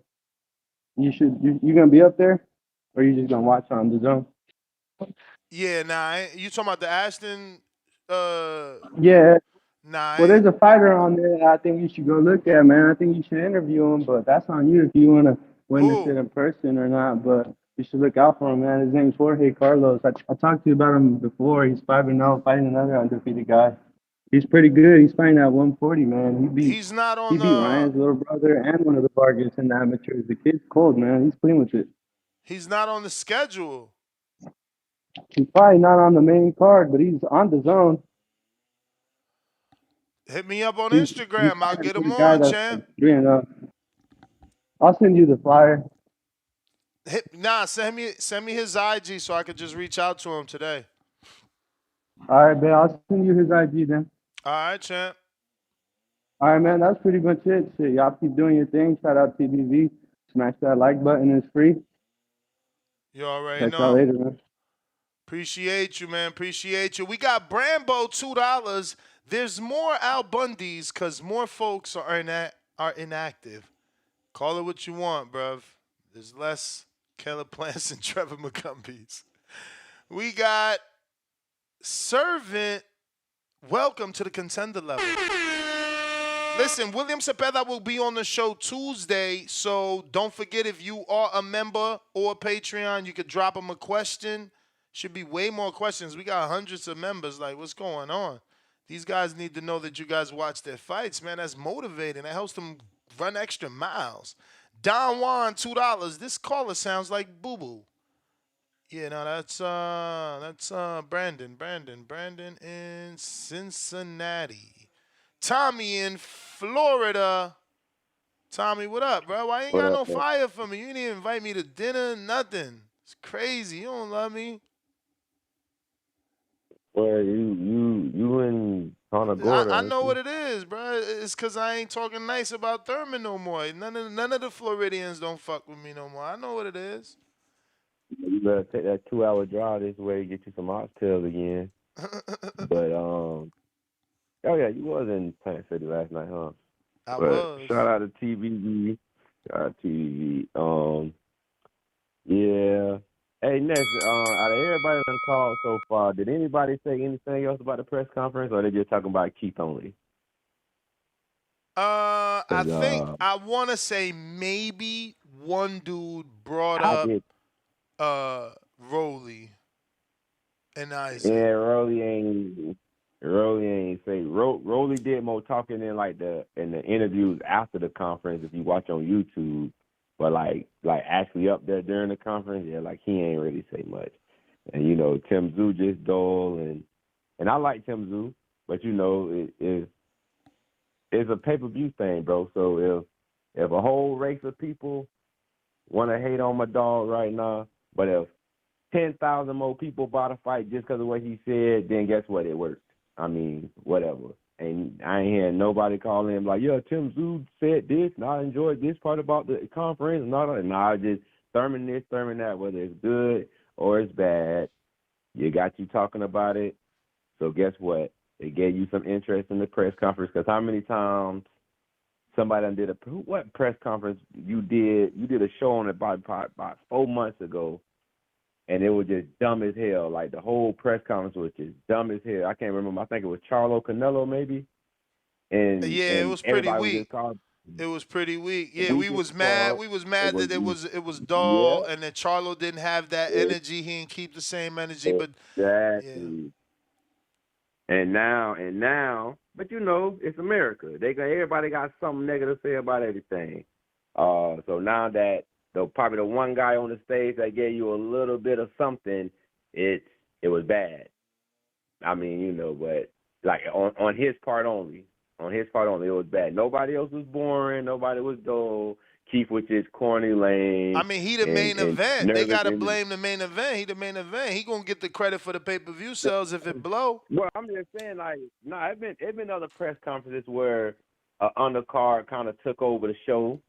You know what I'm saying? Like, such and such and such and such was going at it, and you know, people just talk about it. And that's all I'm saying. You know, they just talk about it. Yeah, the main event guy's supposed to, but sometimes the undercard dudes, like, when they weren't even fighting each other, but when Boots and Rashidi went to doing a little back and forth last January, you know what I'm saying? People were talking about that.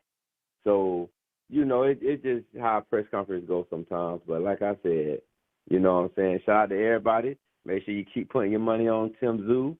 Bet on a knockout, bet on a decision, bet on all that shit you want to bet on. You feel me? Because I'm just trying to make a couple dollars, that's all. But yeah, it should be a good night of boxing when the time comes. You know, my boy kicking off another PBC event, you know, so shout out to TBV, man. Man, I've been sitting here trying to find the movie. I'm old. I get it. And I've been trying to find this movie with John Travolta. And I wanted to just compare it to him versus my good friend Sebastian Fondora. But this is a poor image. I guess, you know, they stopped. I don't know. I guess nobody's searching this shit no more, so there's not a lot of images on the net. I don't know, but my boy Sebastian Fondora looks exactly like John Travolta in Staying Alive. Let's be real. Let's be real. Check this out. That's Sebastian. Shit, this is John Travolta. Sebastian Travolta. Sebastian Travolta. Sebastian Travolta. It's almost freaky, right? Because they're like wearing the same suit flipped. You know, his is black with the white shirt. This guy's is white with the black shirt. Fucking shout out to Sebastian, man. Somehow he gets a title shot. Off of loss. Bro, Lubin is flipping off that. Have y'all seen him on Twitter flipping out? I wonder what Mauricio's going to do. Because it's true, man. How does this guy get a full title shot off a fucking knockout? Drew, what up? Yo, what up, Nash? What up, Nash? Man, Ted Bailey's talking crazy. I saw that nickel and dime promotion. The only thing different from that promotion and the BLK Prime one was they ironed their backdrop. I go to Amazon Prime on Twitter, Instagram, Prime Boxing on Twitter. They ain't talking about the presser. No rollout. And then they do that kind of crap the day Turkey Al-Sheikh released that trailer video. Come on, Ness. How you roll out the big pay-per-view, Keith Thurman over there in a nickel and dime, Men's Warehouse off-the-rack suit, not even tailored, can't even straighten his tie. Come on, like you said, like, well, what's going on here? Jimmy Lennon Jr. was the best dressed one there. And then Cat's calling up wanting that shade room type of rah-rah for the fight. I don't watch boxing for no shade room type of gossip. We go there for the fight. And no Mexican's gonna buy that just because Keith Thurman said that. They'll stream it, but they gonna buy it? Come on, man. It's sad, Ness, to see people keep reaching for straws when I'm like, bro. Did you watch that Fury Usyk trailer, Ness? Bro, I'm trying to do a show on that shit. I got an entire thumbnail done. That shit deserves an entire review show. I was planning on getting flagged and showing the video. Nah, he did an amazing job. And they both on the same day. Like, I don't know what it is. It's like you go on Amazon Prime, you go Prime Video on Twitter, PBC on Prime. They didn't mention nothing about that presser yesterday, Ness, at all. Not even streaming it on X. Streaming on multiple platforms. Damn. You got the technology. Like, Yo, what's going on? They only streamed this press conference on PBC's. Yeah. I even logged into my Prime Video. No mention of it, nothing. Yo, but that's the thing. It didn't get streamed anywhere else. It was exclusive to PBC's YouTube channel, and it only got 55,000 views, bro. Thank God. Exactly. Thank God that people, take clips and, I do a video. So the word of the presser gets out more. But for the actual presser to only have 55,000 views, that's insane. It's crazy, knowing that knowing everybody been calling in here with this 200 million subscribers. I keep telling them just because there's 200 million subscribers doesn't mean 200 million people are watching Prime on their TV or have the app even downloaded. Those are just subscribers. They could just be ordering their toilet paper on auto delivery. Dan, they still got Lennon. You know what I'm saying? They got Lennon though. They got Lennon look sharp, so it sounds like the whole Showtime production team's coming over, right? But Ness, was there an Amazon executive there taking interviews? No. And Espinoza had the hoodie with the 5 o'clock shadow. Yeah, so there was no Amazon rep there like other networks be doing when the PBC was on other networks. That's what I'm saying. Come on, yo. I'm looking forward to you doing that little show with the turkey on the sheet because that trailer was fire, yo. Michael Buffer in there at the end. Drew. They got the dude from Peaky Blinders. Go ahead. That's my call. Yeah, that's the bell. But I was going to say that back in the day, the only executive that was there would be Espinoza for Showtime, and he's there now. Like, I heard a lot of his interviews that he did. He was saying that he doesn't know if he will be with PBC long run. He doesn't know if there's a future there for him or not. He's just there to help the transition. Because Showtime used to handle a lot of the infrastructure and none of that is there. I mean, his interviews were very telling. They have to do everything. And he is trying to make sure that from a production side, that gets done because of his expertise and experience. So, yeah.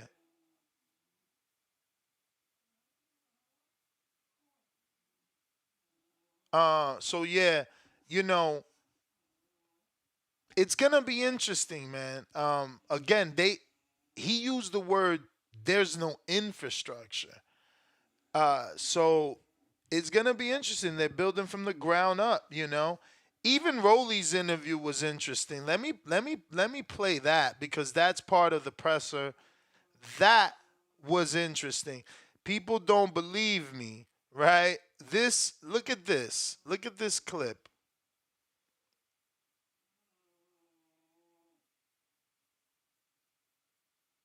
Shout out to Inside Fighting.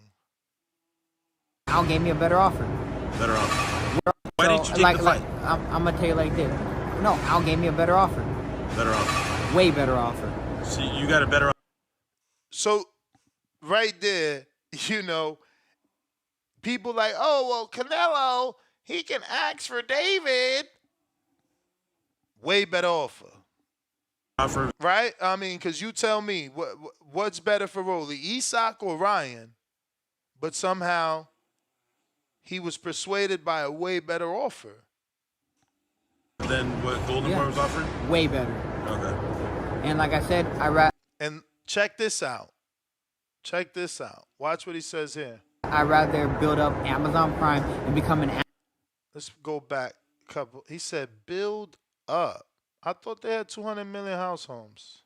I'd rather build up Amazon Prime and become an Amazon Prime superstar than to go build up a shitty network that has 300,000 users. So you think you're getting more? What sounds better for me? 300,000 users or 200 million? Right. Amazon Prime's a big network. Oh, no. What sounds better? 300,000 or 200 million? Well, 200 million, but... Oh, okay. Oh, there you go. So, what sounds better? 300,000 or 200 million? And people about to run with that.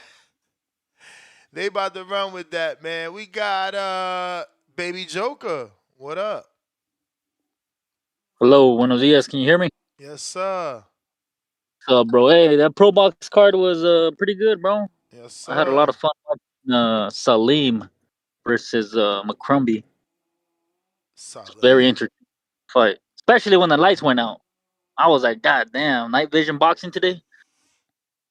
The presser, bro.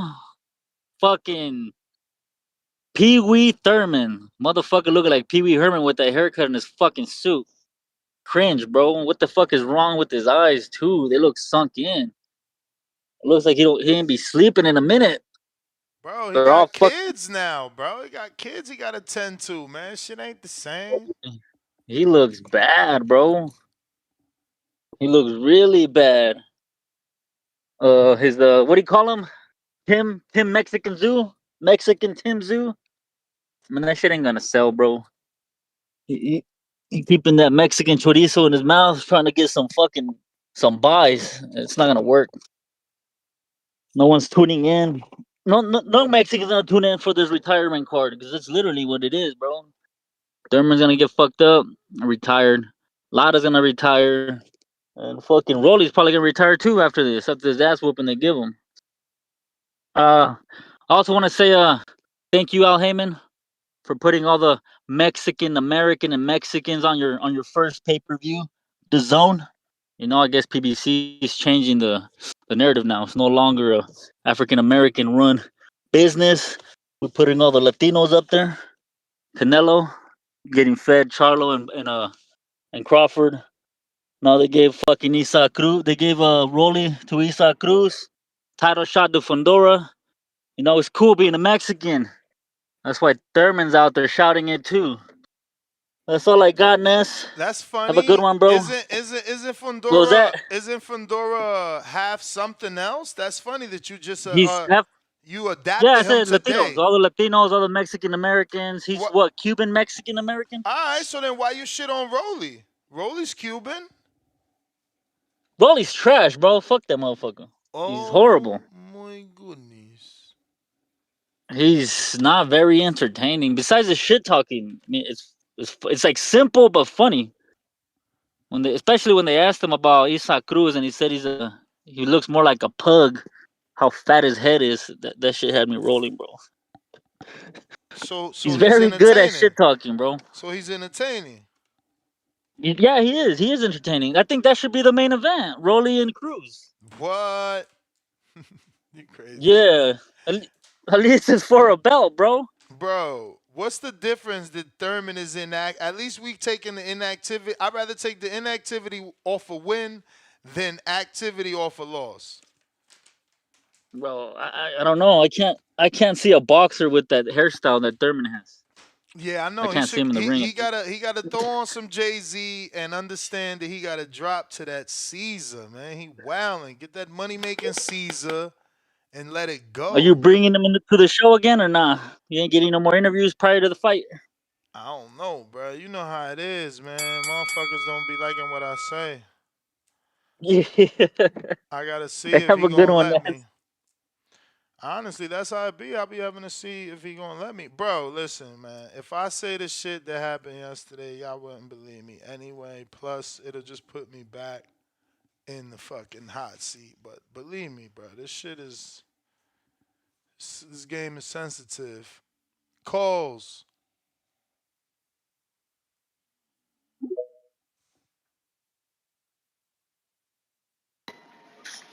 ¿Qué rollo, Nes? What up? ¿Qué rollo, güey? ¿Cómo estás? Chilling, fam. ¿Cómo está? Chilling. Bien, aquí nada más haciendo ejercicio, güey. Just getting my exercise in before going to work. ¿En el gimnasio o en la casa? No, en el gimnasio, güey. Oh, shit. Shout out to you. Yeah. Pitbull Cruz should be really happy, bro, because right after he beats Broly, bro, we're gonna get Tank versus Pitbull Cruz at 140 for that WBA strap. So No way. Pitbull Cruz. I'm just throwing some predictions out there. I'm just like, I'm just saying. But would you even be surprised if that shit happens? No, huh? Nah, I wouldn't be surprised because it would make more sense for the rematch for Tank to fight him at a different weight for a belt. Nobody can't. Not to say nobody, because motherfuckers gonna be mad, but like, it helps. It helps make it make sense, if that makes any sense. And it's actually for an actual belt, and that's why Navarrete is gonna fight, I believe, Dennis at 135, because that was the opponent that Pitbull Cruz originally was gonna fight at lightweight, wasn't it, for the WBO? Dennis, the Ukraine guy. Hell no, Pitbull never was gonna fight Baranchak. When? I ain't never seen no reports of that. I'm not saying you lying at all. I'm just saying I never came across any. But no, Dennis Baranchak is actually fighting Navarrete. Yeah, no, yeah. I was just saying that because I was just looking at the rankings before like Pitbull Cruz moved up, and Keith Thurman, bro. Keith Thurman's a fucking clown, man. He should have fought Boots. He should have fought Boots, man. Like, he should have taken the Boots offer, or I don't know if there was an offer, but he should have taken the the Boots fight. offer wasn't as much as the Tszyu fight. Come on. But it would have been for a belt at least now. I mean, this was supposed to be for a belt. WBO shit on him. And like, wasn't Keith Thurman gonna fight? Wasn't he gonna fight Errol Spence back then at 154 when you made that show? Yeah. That you were like yelling, you're yelling your lungs out. Hell yeah. And then WC, man, I still don't understand how Fundora is getting a shot after getting knocked out, coming from a knockout loss. Me neither, bro. That's sad. And Lubin, like, I mean, shout out to Lubin for, like, if I was him, I'll be mad too. And Jermell, he's not even stripped fully. Like, isn't he in champion in recess? Hell yeah. Well, yeah, like, that shit makes no sense. And then Lara, bro, I don't remember when was the last time he fought. 2 when was years the last ago. time Lara fought? May 28th, 2022. Damn. Yeah, thank you. Oh, Heyman, bro. Word. And then Brad Castano, bro, like, where's he at? Like, I haven't heard anything from him either. Is he retired already or what? Yeah, I think Castano retired after his loss to Jamel Charlo. Not retired like officially, but yo, think about it, bro. Like, what was the reports back in the day that Maidana made like 1.5 million and shit? Like, all right, let's say they gave him a cut of the Mayweather fight. Like, how many millions did Maidana make with the Broner fight and the 2 Mayweather fights? Just give me a number, whatever number you want. I just want it. I just want to hear what you think he made in those 3 fights. Oh no, like 10 million? All right, 10 million, and then he never came back, right? Because he lives in Argentina, and what the fuck is the U.S. conversion, for $10 million to fucking Argentine money, and he probably, I mean, bro, listen. It's just he's a promoter now, isn't he? It's different in them countries, man. They could live forever. So I don't know if it's Brian Castano, is it Al Heyman, or is he just got too much money? Hey Ness, before I cut me off, also, like, thank God my fight came into fruition. Like, Costa Valle versus Denise Estrada, man. Yeah, Are you gonna make a show about it? I seen that. Yeah, isn't that on the That's on Savage 4 card, right? Or is it on the Valdez card? It's on the Valdez card. I believe the Valdez and Wilson. It's a Friday. Yeah, I had the coach on. Did you listen to my interview? I had Coach G on, who trains Joe Castavalle. No, I don't think I heard it. There you go, sleeping on my interview, bro. Why you do that to me? I gotta go. I gotta get to some other callers. You had the Yeah, bell ring. for sure. Yeah, man. For those that don't know, I did have Coach G. Her name is Gloria Alvarado, I think. I hope I said the first name right. I'm not sure if I remembered it correctly, but it's definitely Coach G. You know, that's why she goes by Coach G. But she trains Jocasta Valle. She trains Right Hook Roxy, her daughter. She trains Alan Garcia, who's gonna be on Top Rank, and you know, hopefully does well. That turns into a contract. Let's see what we got here. We got Big If. What up? Yo, you can hear me? Yes. Yo, salute to you, man. I'm enjoying the show. I wasn't just gonna call in, but I heard you say, I wasn't sure if I heard you say correctly, but did you say Nick Walters is fighting? Yeah, Nick Walters is going to be fighting in March versus Joseph Adorno. Damn. When was the last time he fought though? That was the Lomachenko fight, right? Yeah, it's been a minute, but you know how it is, man. I'm not saying he gonna win. We got to see what he got, but you know how it is. He took mad years off. He got married. He moved to Panama. Homie Spanish is phenomenal. He been training in Vegas. He was out in Vegas before I even came here. I seen him out there. I knew he was coming back. I didn't know who he was fighting till yesterday, but I knew he was coming back, and he's been sparring in Vegas. Good sparring, you know. I think Shushu sparred him. So, yeah, man, we'll see, bro. We'll see. I mean, let me see how old he is. I don't even know. I don't be knowing his He's name. close to 40 right now. I think he's probably close to Nah, 40. you wildin' But right now. Hell no, you wildin'. yeah, but anyways, I'm gonna wait till the other show, man, about the trailer, man, because I thoroughly enjoyed that shit. I watched it like 3 times, man. Like Me that, I too. enjoyed That's it, man. crazy. I watched it like 3 times, bro. Yo, Back I to like what they're back. doing. Nicholas I Walters like. is 38, bruh. He right up there with Mm. my man's and Wilder. He got 2 fights last year in Colombia, 2 8-rounders. Went 8 with 1, slept the other dude in 2. You know what I'm saying? We bad. Okay. I mean, hopefully, I want to see him, man. I know the Lomachenko the Chenko fight, man. That was when they started calling Loma Nomaschenko. But yeah, I want to see him back, man. Like, hopefully, he comes back and he goes crazy. But I'm looking forward to your other show, man. I love Big John Fury and Usyk. They acting was crazy, but I ain't gonna talk much, man. I'm gonna wait till your other show about it, man. All Salute, right. man. Peace. You got it. You got it. Bougie counter.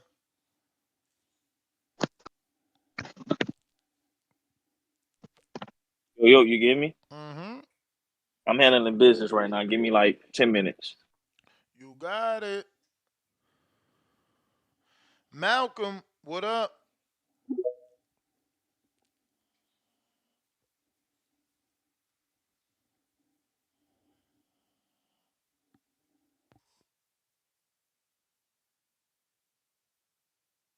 Malcolm, 1212.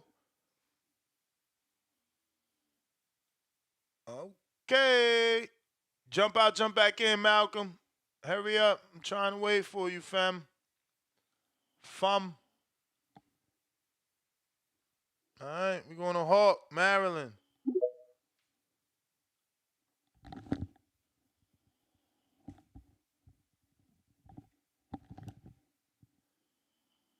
Hawk got to unmute. Yo. Yo. Oh, what's up, Ness? How you doing, TBB? #1. Chilling, Hey, chilling. Ness. Yo. Damn. A couple little things. That Tyson Fury that video they did for the fight. That shit was off the chain. Word. The and I want to talk about that press conference with Conor Benn and the other dude was all in his face talking trash, shaking at the same time. Like, what's your boy name? You gonna be fighting Conor Benn? Oh, Mike Dobson. Peter Dobson. Yeah, Peter Dobson. Dude act like he's about to fight outside right there, bro. That was funny, man. But and your boy Fondora, You know, you need to pull up. You know, I'm an older dude. Fedora looked like Jim Kelly. You got to pull up a picture of Jim Kelly. Fedora got Jim Kelly down pat, bro. The karate dude, Jim Kelly. That's who Fedora looks like to me. Yeah, he had Jim Kelly down pack. I bet you pull a picture of Jim Kelly up. He right there, right alongside them 2-2. But Keith Thurman got kind of crazy with that yelling in there. He seemed nervous to me. I got him getting knocked out though, but you know. I guess he trying to sell a fight. I don't know why he put the Mexicans in it, trying to sell it like that. But I guess he's trying to sell a fight. But I don't got Keith Thurman making it to the 5th round in that fight. No, I don't got him making it to the 5th round. But pull up that Jim Kelly nest. You seen Jim Kelly? Can you pull up Jim Kelly next to Fundora? Jim Kelly? You sure you ain't trying to say Jim Kelly? Jim Kelly, the karate dude, the dude that did the movie with Bruce Lee. He dressed just like him. Let me look. And what's the name of the movie? Into the Dragon, Bruce Lee. Into the Dragon, Jim Kelly. Yeah, he real. Yes, he got him down packed, bro. Superstar back then, Jim Kelly. That's the man. I guess he just pulled up his wardrobe. But Jim Kelly got a fro, bruh. Yeah, he got the fro, but the whole fit, the look. I'm talking about the clothes, the look.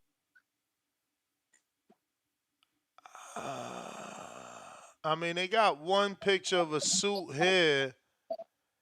Oh, they only got one. I don't know. I'm gonna have to screen share this, man. I think you way off, but I get it. I see it's the jacket. You know, it's that 70s big ass collar jacket, and the collar in the shirt itself. But again, you and I both looking at movies that are so old. There's not a lot of Google images. Like, bro, I'm literally screen sharing Jim Kelly Enter the Dragon, and all you get is the motherfucking him in the karate gi. Oh no, man! He got a rack of movies. He got a rack of movies. I'm talking about the movies. You told me Enter the Dragon, player. Yeah, that's the one I can remember him. But I can't think of the damn one he did because he was doing a little Jones like he a police dude and all that. He do a whole lot of acting, but he had on his little suits when he wearing it. You right, they ain't showing nothing, but yeah, he ain't got nothing with his suits on. Damn. Yeah. Damn. You see it when you do get a chance to pull him up with the suit. Yeah, he damn sure dressed just like him. But champ, that was the bell. Yeah, that was the bell. I got Malcolm again trying you.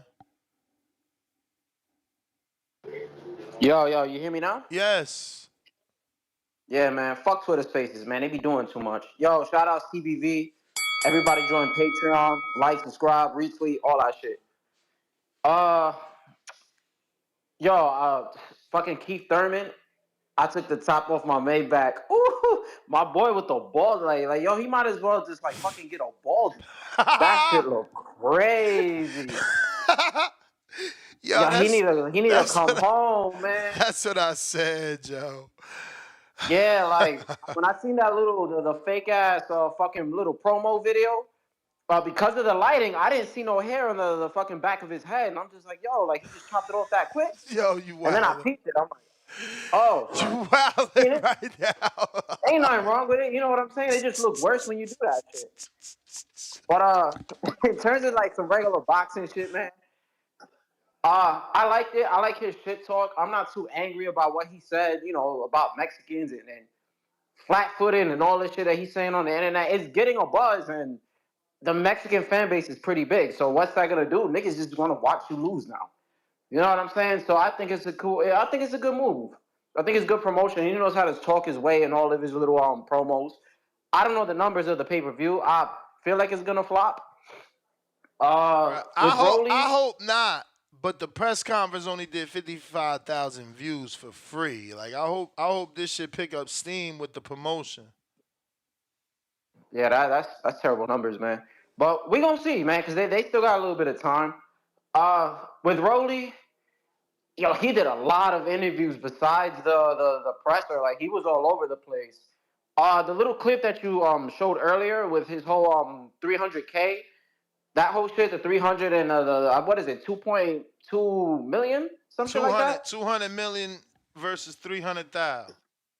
Yeah. It's kind of a bad little bit of analogy because look, I'm in the zone. You know, I'm subscribed, and I don't watch all that other shit that they put up. It's just strictly boxing. So most of the people that are in the zone is strictly for boxing, for the most part. You know, come on, Amazon, like motherfuckers just got subscriptions. They want to watch movies. You know what I'm saying? So you have that casual fan base, but now you got to pull them in. And is there any word you're gonna have to charge for the pay-per-view anyway, right? Like extra money, like what, $70, $80? You know it. Yeah, and he called out the shit. Motherfuckers is just gonna stream it. Let's be real. I'm probably not gonna watch it. Like I don't even think that it's worth it. I'm not sure. I do like Rolly, but I'm still on the fence about it, and I don't feel like dropping 80 for a fucking pay-per-view that I really don't even want. You know what I'm saying? But yeah, best of luck to Rolly and all that shit. I enjoyed it or whatever. Let's just see how everything is gonna go. Shout out CVV on that. Shout out to you holding it down. Yo, just for comparisons, the press conference got 55,000 views, and yesterday's ProBox got 51,424 views. And that only been out for 12 hours. Press conference been out for 19 hours. So yeah, there's that. Timboski, what it do?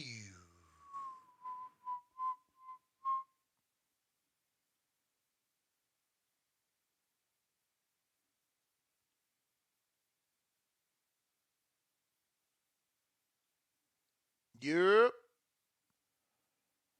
Burrow City E, what is up? What's goody? What up? Yeah, man. I mean, I fucked around and missed them. I really want to watch that showbox shit. I'm gonna go back and watch that shit. ProBox. Yeah, man. Put some You respect do on their if name. you do Put another some show respect on today, their name. I'll call in and get my thoughts on that. But I missed that Pro Box fight last night. But everybody in the back call said it was good, so I'm gonna make sure I go back and watch that. But my opinions on that Pete Davidson Ben fight. I'm gonna watch. A good bit of Pete Dobson highlights and like two of his fights. He looked pretty solid. But he a little slow. He do look like a thudding type. He look like he got heavy hands though. His punch placement is solid. It could be a little sharper. I don't see the craziest footwork. I don't think he's super athletic or irky jerky. But he looked like a strong fighter. He don't look like an easy pushover, like an easy night. He looked like he'll be there for a while. So, if Conor Benn could get him out of there, I'll be impressed, I think. I ain't saw nobody really hurt the man and really put a lot of damage on the brother. I'd be impressed if he could get a stoppage or a decisive win over the man so we could gauge where he at. As far as this Thurman Tszyu shit, next, but your boy look bad, man. Your boy look bad, man. Like, the man, I'm gonna be real, bro, and I ain't trying to just come down hard on the man, but Keith look like he touching that bag, bro. Keith look like he touching that motherfucking bag, bro. Like, the man, eyes all sinking and black. This nigga with this weird ass roll over fucking hairstyle, and like my man said, bro, man like he went to goddamn to Men's Warehouse and got that suit. It don't even look fitted or nothing. Like, I don't know where the fuck he got that from. Like, he went to a cheap little thrift store and got that damn suit, man. What's wrong with your mans in them right now, man? What's wrong? I think I'm gonna be real. I feel like they serving him up on a platter to Tszyu right now, man. Cause to put him in with a red hot fighter like Tszyu right now, coming into his prime, and he ain't even have nothing but one fight in the last 3.5 years, 3 years or some shit, probably longer. And not even an acclimation fight at the new weight. Like, you know what I mean? I don't know. I don't see a Y'all way. funny. I Y'all don't see a funny. way. Huh? You don't think he been acclimated, my bro? He been out the ring for 700 and something days. You don't think he been not a welterweight? You forgot the last news from Thurman you heard was that he was going to fight Earl at 54. It was always the plan to go to 54. This ain't new. Yeah, but he just, I don't know, man. He ain't had them live bullets coming at him in a long time. And I just think, bro, Tszyu That about you to know just, of. I That you think know Tszyu coming of. in, they letting his hands go trying to make a statement with this Bruh. man. Because he thirsty, man. That boy thirsty.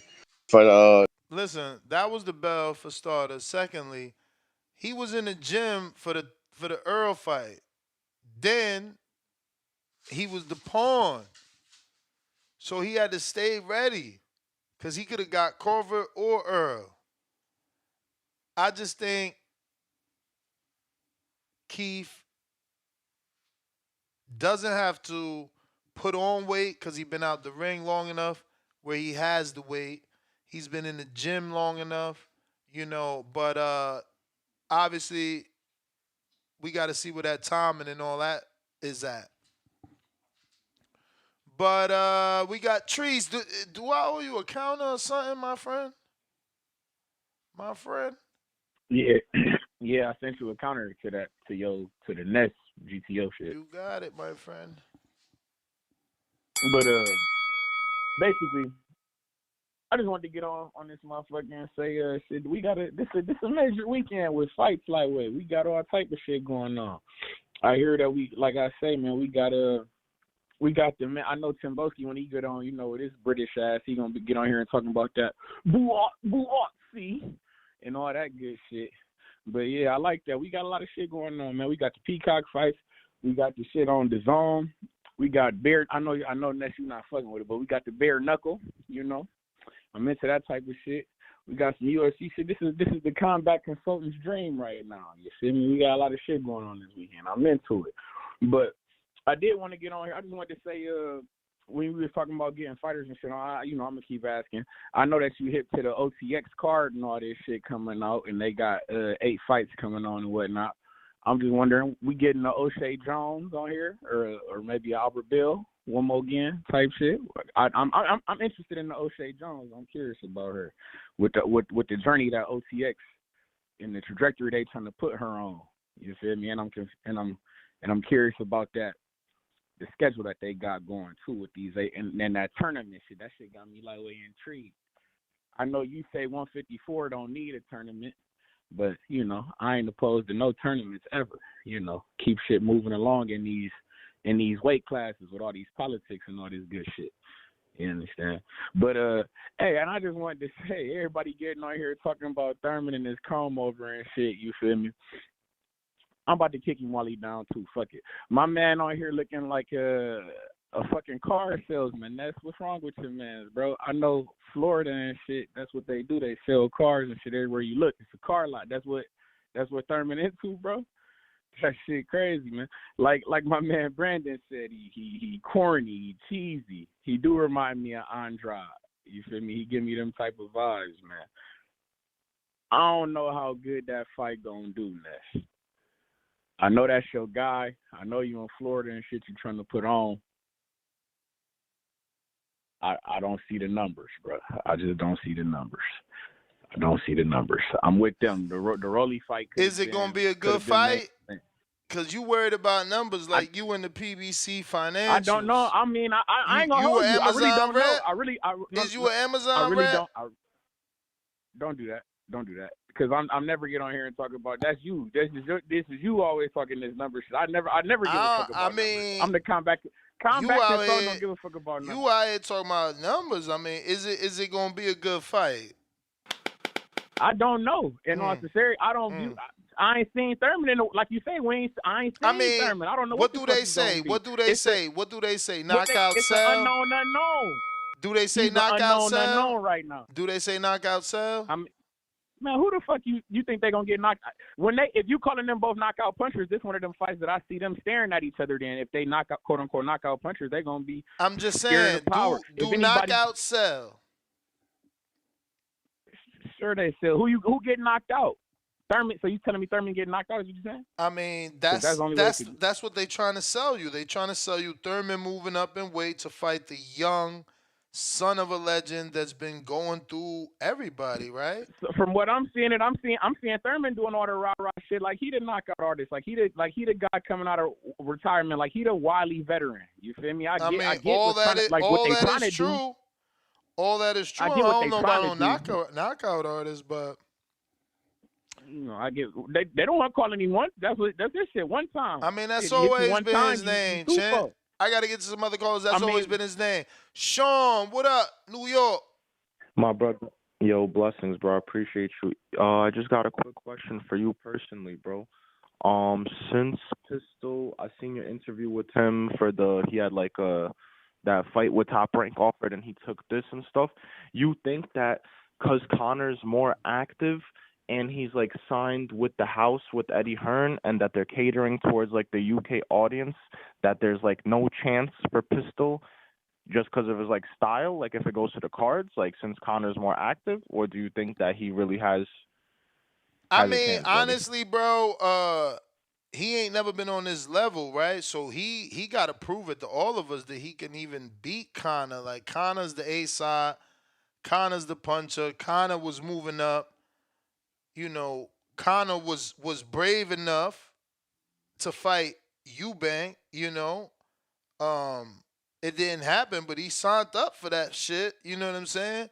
So it's really about what Pete could do, man. Pete ain't been on his level. Pete been fighting on TCL.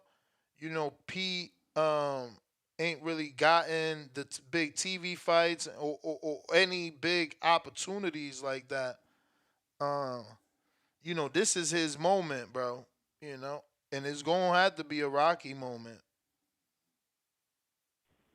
Damn, I respect you, like, giving me a little background so I can rationalize, bro. Because I was thinking about putting a bet, like I do fuck with him, I mean, like listen, he's an he is underdog, man. Ain't nothing wrong with betting on an underdog because the odds are usually great. I wouldn't recommend, breaking the wallet because Connor is a swarmer, and yeah, man, just watch some of Connor highlights. See if you think Pete could deal with that.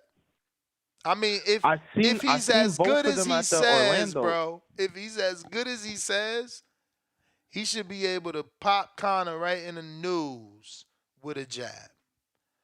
But we'll see. Damn, yo, We'll see if I know that this call is jab. going long, bro. Let's see if that jab also is because Connor's on that Mexican style shit, right? So is that jab gonna keep him off him, or is Connor gonna want to get hit with that jab to land the right hand? Damn. Nah, yo, I deadass appreciate you, bro. My bad for not calling in on some other call, something more interesting, bro. But I deadass appreciate you more than you know, bro. You always be putting some sense in my head. All right, champ. Nah, no worries. This was part of the show. Regardless, we are looking for the previews and predictions of everybody for the Conor Benn and Pete Dobson fight. Bougie counter. Yo, you get me? Yep. It's your boy Boo G from Broad all the way to Sarasota. What it is, champ? Chilling. All right. With this press conference, don't tell me ProBox do a damn near the same numbers as the almighty all-star face of companies premier boxing championship press conference. That's crazy. I mean, it is what it is, but that just, set up a role. It seemed like it's ass, but that's a whole different story. I'm trying to figure out how the fuck Fundora get to fight for a vacant title after he just lost to Mendoza. Can you explain that to me, please? Nothing to explain, man. Nobody can explain it besides Mauricio Suleiman. It don't make sense, especially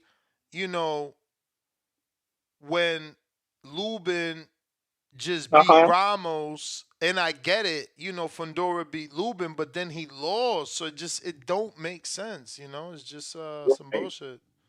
And then they just threw him on. I didn't even know he was on the card, bro. They just threw the nigga on there, bro. I mean, I know about Laura. I know about Rolly.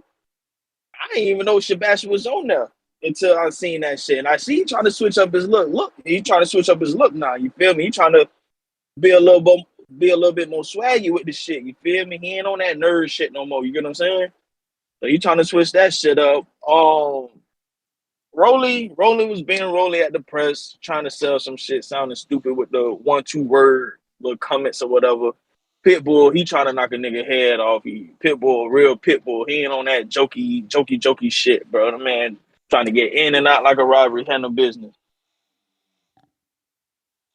Same person. Thank you. Trying to handle business in and out like a robbery. Go. My bad. You hear me? You Yeah, hear me? I hear you. I hear you. Yeah. What else I was going to speak on? I just lost my train of thought. Fuck. But yeah, that's basically it. I lost my train of thought. Ness. I ain't gonna. I'm in motion right now. If I need to check back in, I'll check back in. Then I sent. Yeah, if I need to check back in, I'll check back in, man. I'm gonna holler at you. All right. Throw the brick.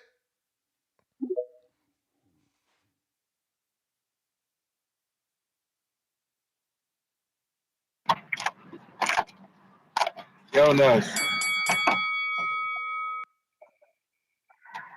Yo, so look, We right? hear This you. is what I need to know, right? The Tszyu and Thurman fight, that's not for the belt, right? Not any longer. That's weird to me, you know what I'm saying? I mean, it was initially Like, that was the plan, right? Initially, that was the plan for it to be with on the line, but then the WBO said that Thurman ain't ranked and they're not giving him that shot. It's still time though. Al could put something together. Hopefully, he could put something together. Put in a petition. Write a nice letter saying how right. Thurman was a champ in other sanctioning bodies and he would love the opportunity to be a champ in the WBO. Promise to do some hospital, visits and WBO, Because that means at this point there's no testing for the fight. I mean, nah, that doesn't necessarily mean that, but yes, there's no WBC, so there's no automatic VADA. But again, Right. fighters themselves can request and pay for the testing and have that in contract. So we just don't know if there's no testing. Right. But since you bring it up, Yeah. who are you fearful needs to be monitored? Probably Thurman, to be honest with you. Wow, so you think he on some hormone replacement shit? I'm just saying, no, because I seen something, right? I seen something where as though they were showing Thurman's body transformation from fight to fight, like, and his last fight he was ripped, and Keith Thurman ain't never been known to be like super ripped like that. You know what I'm saying? So it looked weird though. That's a negative. That's a negative, player. What the fuck? You must have I'm just started just saying, watching Thurman. Nah, bro. Word is born on everything. Listen, Listen, bro. you gotta look at it bro. for a Even package out. long haired Thurman. Bro, when did Thurman not have an 8-pack? You tripping right now, bro. When was Thurman not like, bro? I used to be in camp with Thurman. You wildin'. I'm gonna send it to you. I'm gonna send you the videos that I seen. Homie, dad ain't. I mean, I said dad. Homie, Keith ain't start looking like a dad till he became one, bruh. Like, you kidding me? That's what everybody said, that the wife was like you know what I'm saying? Like, I ain't accusing Thurman. Like, no, don't think I'm accusing Thurman or nothing. I just think it's weird though, you taking this big risk and not getting the belt out of the deal. If you win if you beat bruh, y'all, oh my God. I think y'all forgetting this what y'all not forget. This what y'all forgetting. It was Earl that stood on his 2 feet, right, and said no. Remember, Al Heyman plan was Earl and Keith. That was the plan. Earl and Keith. And then Earl said no. Why? Because we put the heat on his ass. We said, oh, what happened? I thought you wasn't fighting Keith. You said you'll never fight Keith, right? And then he like, yo, but think about it. Since then, Thurman been out.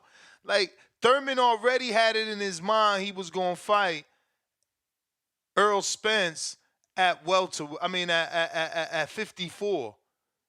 We already knew that. We interviewed Mauricio Suleiman trying to figure out why he was allowing it. Like, it wasn't a rumor. Like, we knew what was up. So he's already had exactly 25 months to build himself up into one division. You motherfuckers out here is funny as hell.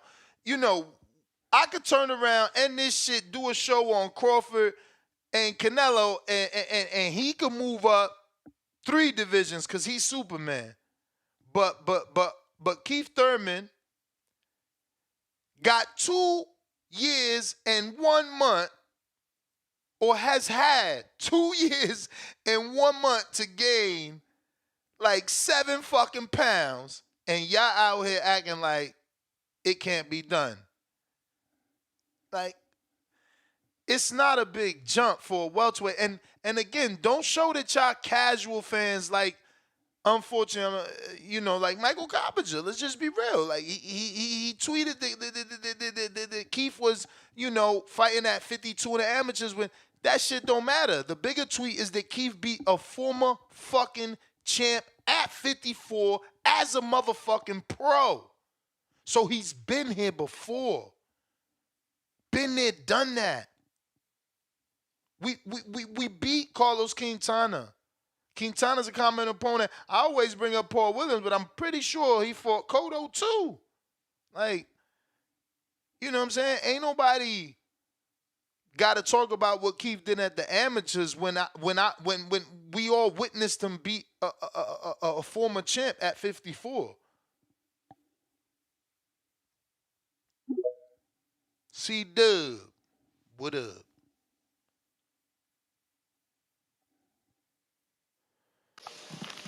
Yo, hot audio. Straight. That's what's up, man. Shout out TBV. Smash that like button. It's free. Do something with yourself. Roll out. That's what we talking about, right? Roll out shit. You know what I'm saying? It's going to be a great card, man. It was a great presser. I enjoyed it. I don't know when this became a fashion contest, or I don't know. I don't do the man watching that. I know I watch the sport of boxing, but then in my neighborhood we say like it's just certain things people say.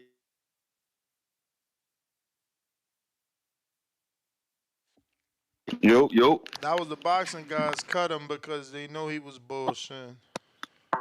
Nah, man. Like people be doing everybody ain't talk about Ryan's motherfucking outfit and Tank's no, outfit and that's cool, and that's cool. And that's cool, but then they wasn't just talking about Devin Boots out here. Like, knock it off. That's cool, man. but I mean, people get a little excessive talking about the fingernail polish, talking about the color schemes, and talk about the wrinkles in a person's face, and talk about the hairline then talk about how many follicles he got in the back of his head. I'm not looking at all that, my guy. I'm just not looking at all that. Pause for one moment, because you say, since you saying they getting excessive looking at the wrinkles in people's face, didn't Ryan Garcia do an interview on one of the biggest boxing channels with a skin roller, 4 wrinkles in his face? So I mean, yeah, that's something he was doing. But that's the thing. When you open that door for your fans, don't ask them not to cross through it. So you roll in your face to stop the wrinkles or to prevent the wrinkles. Now you don't want people to talk about the wrinkles. And I know you said it just as a joke, but bruh, their life is open to us. I'm just saying. I'm not. That's not pretty. That's not determining what I'm gonna see. What I'm gonna see from Keith. That's not. I'm looking forward to Keith and the performance that he's going to have. Like you said, the 7 pounds that he gained. He's had 2 years. I don't know if they like. It seems like people just start watching boxing or just start watching Keith. I would say Keith eyes always been like that. Go look at all of his press conferences. He's animated, and his eyes always be buckshot. I don't know. Maybe he cut off his hair and now you can see his eyes. I'm not sure, but just pay attention. Just pay attention. That's what I'm saying. Like we focus on the wrong things. We focus and don't see the shit that's been there all the time. Keep eyes been bucked, been shot. He been animated. He been seemed like he coked up or a hyper. That's why he good at selling fights. Do y'all not know this? Come on, man. Come on, like you know what I'm saying. We too worried about the wrinkles in his eyes or some shit. I don't know, but he's been sparring hard because he hasn't had a fight. But champ, Hold again, on. we going Before back you to say the that, before you say wrinkles. that, before you say that, Your bell ended. I'm giving you free before you say time. that, I was There. just gonna say, You know I just what I'm gonna say saying? that it wasn't the wrinkles, it was the bruises. Dude said, like he said, he got bags on his eyes. He probably has been sparring hard because he hasn't been able to fight in 2 years. Yeah, but So you he's gotta gonna have understand abrasions on his face. they associating wrinkles because of old age, because of time off, because of his literal age.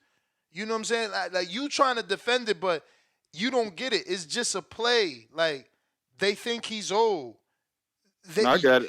But they People mentioned the ain't abrasions. calling They him mentioned the one bruises on his time. eyes too. They They calling said him his face was sunk in or some shit. past time. You feel me? Once upon a time. Shout out Exactly. TVV. Smash that like button. It's free. Do something with yourself. I think that's where all this, look, my man called in to say we gotta check if Thurman is possibly, using something just because he been out the ring so long. Like they making it about that because of the inactivity. It's always been like that, man. What have you done for me lately? Out of sight, out of mind. Brambo, $2. He says Moran and Leo were great. Trev is in great shape. Yes, sir. Trev was a machine. We got Chill Will, $2. Let Rolly out the house without his helmet. Excuse me, who let Rolly out the house without his helmet? You ain't shit. Swift in the 718. Member for 4 months on that champ level. They say Prime is a great deal for PBC because of the 200 milli have it. But I don't know 6 people that actually watch anything on Amazon Prime video. People never talk about what they've been watching on Amazon. Well, I'll give you something to watch on Amazon. What is on Amazon that I am watching?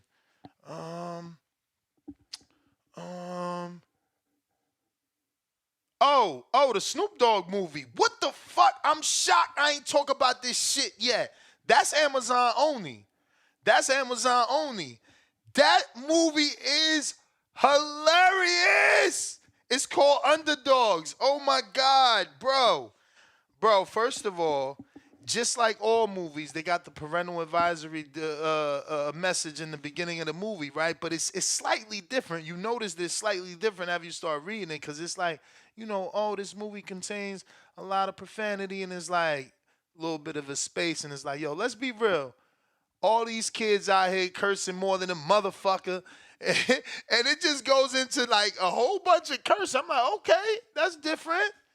And I realized why. This movie, The Underdogs, is little giants in the hood with no filter. Literally. Like, everybody's cursing, bruh. The way it is, too, because you know how it is. Little kids be having little potty motherfucking mouths, bruh. That movie is so funny. It's more shock funny, I guess. Let me say that, because I don't want to be like, that shit wasn't funny. But when you hear these little motherfuckers just say the shit they coming out their mouth, and they pop one of the football kids. The shit make you it's funny. It's funny. Check it out. So that's on Amazon Prime. You feel me? Just in case you ain't know, you can check that out on Amazon Prime. And Snoop do a good job. He like some retired football player, superstar, that is a bit of a dick and needs to learn he's a dick, and then learns and becomes a good guy. It's pretty dope, though. So we got Trollbaiter, $20 Sweden. He says 200 million that can't watch it because it's behind a paywall. That is true. They get to advertise the 200 million. You gotta buy this shit.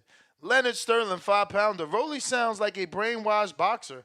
Al whispers, I make you a Amazon pay-per-view star. 300,000 users. DAZN has 300 million global users and 60 million premium subscribers.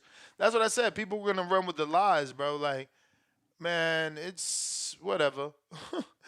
DAZN's 60 million premium subscribers are people that actually want to watch boxing. Actually, I won't even lie about that because those are global numbers. So there's some dart lovers in there. We got average boxing fan, Baby Joker. He says ProBox 51,000 views plus ProBox Espanol 16,000 more views.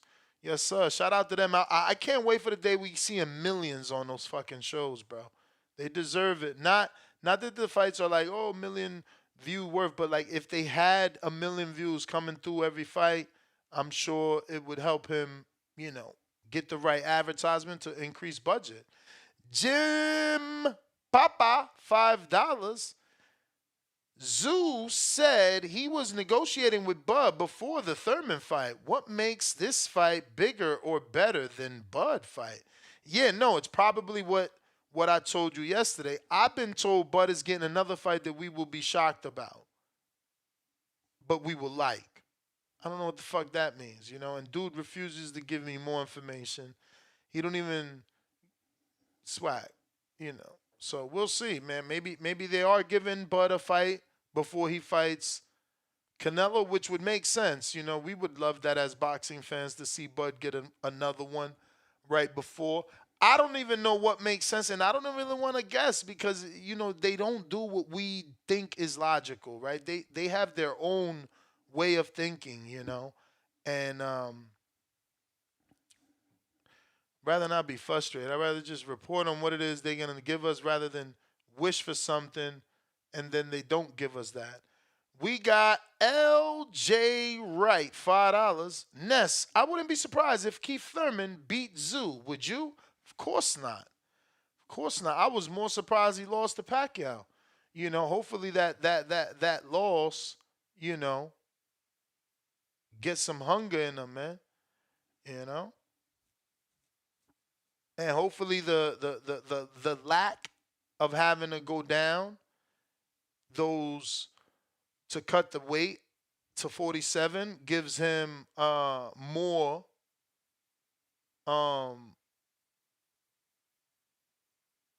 power, give him his power back.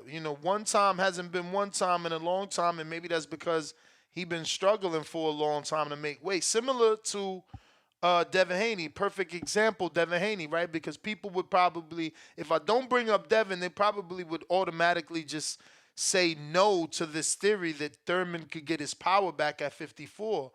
But truth be told, you at least remember he did have power at 47. So, if Devin has stayed at 35, his, for what, 4 years? How long has Thurman been there? He fought at 52 in the amateurs, and then his pro career has been 47. So he has been needing to move up. A lot of you Earl Spence fans should be riding with what I'm saying because your excuse is Spence needs to move up, and Spence should be fighting at 54. A lot of Bud fans should be riding with what I said because why? Because Bud is saying he was finding it hard to make 47. So then how the fuck does the dude who was the king of the division before everybody not find it hard to make the weight and benefit from moving up? Of course he benefits. Of course. It's just, look, guys, out of sight, out of mind, it's going to be hard to give Keith Thurman credit until he does it because he's out of sight, out of mind. But, there's Tip Bellis's. There's Tommy's in Florida. there's old school Thurman fans that we remember what Thurman is and what, potentially he can do. And again, that's the best bank as a Thurman fan, is to bank on the move up gives him that power he used to have back. Because listen, Terrell Gachet isn't considered a puncher, ladies and gentlemen. Like, he's not. Don't count my boy Thurman out. It's way too early to start giving you all this positive information on why Thurman can upset Tszyu. But I will, because I'm a nice guy. But, like, bro, you got to remember the weight cut no longer needs to be there. Then Tszyu got dropped by Terrell Gachet. Out of all the 54-pounders, if we could have made a bet, just folded $100, put it in an envelope, and on that $100 you had to write who would drop Tszyu, we would have been picking Charlo, Lubin, undefeated Fundora back then. But Terrell Gachet, you know what I'm saying? Like, who would have put, Terrell Gachet is going to be the guy to knock down Tszyu. So if Terrell Gachet, who notoriously is known not to have pop, can put down Tszyu, he's not a better boxer than Keith Thurman, ladies and gentlemen. And I'm talking Terrell Gachet. And why does that matter? Because Terrell Gachet didn't have power and dropped him. And not because he didn't have power, I'm insinuating that Tszyu has a chin. No.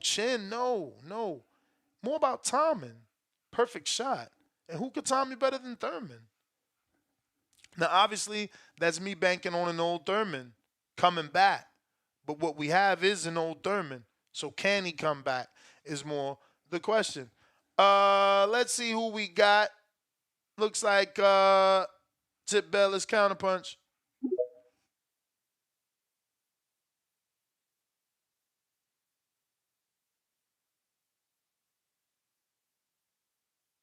Tip.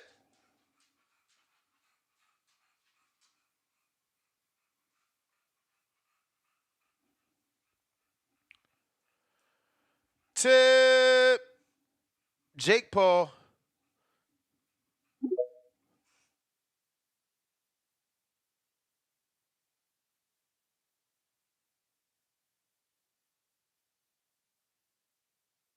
Jake, unmute.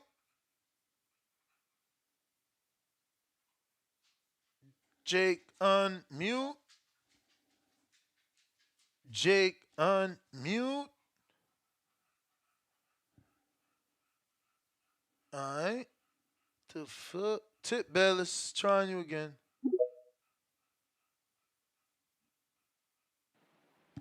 Yo, I hear you.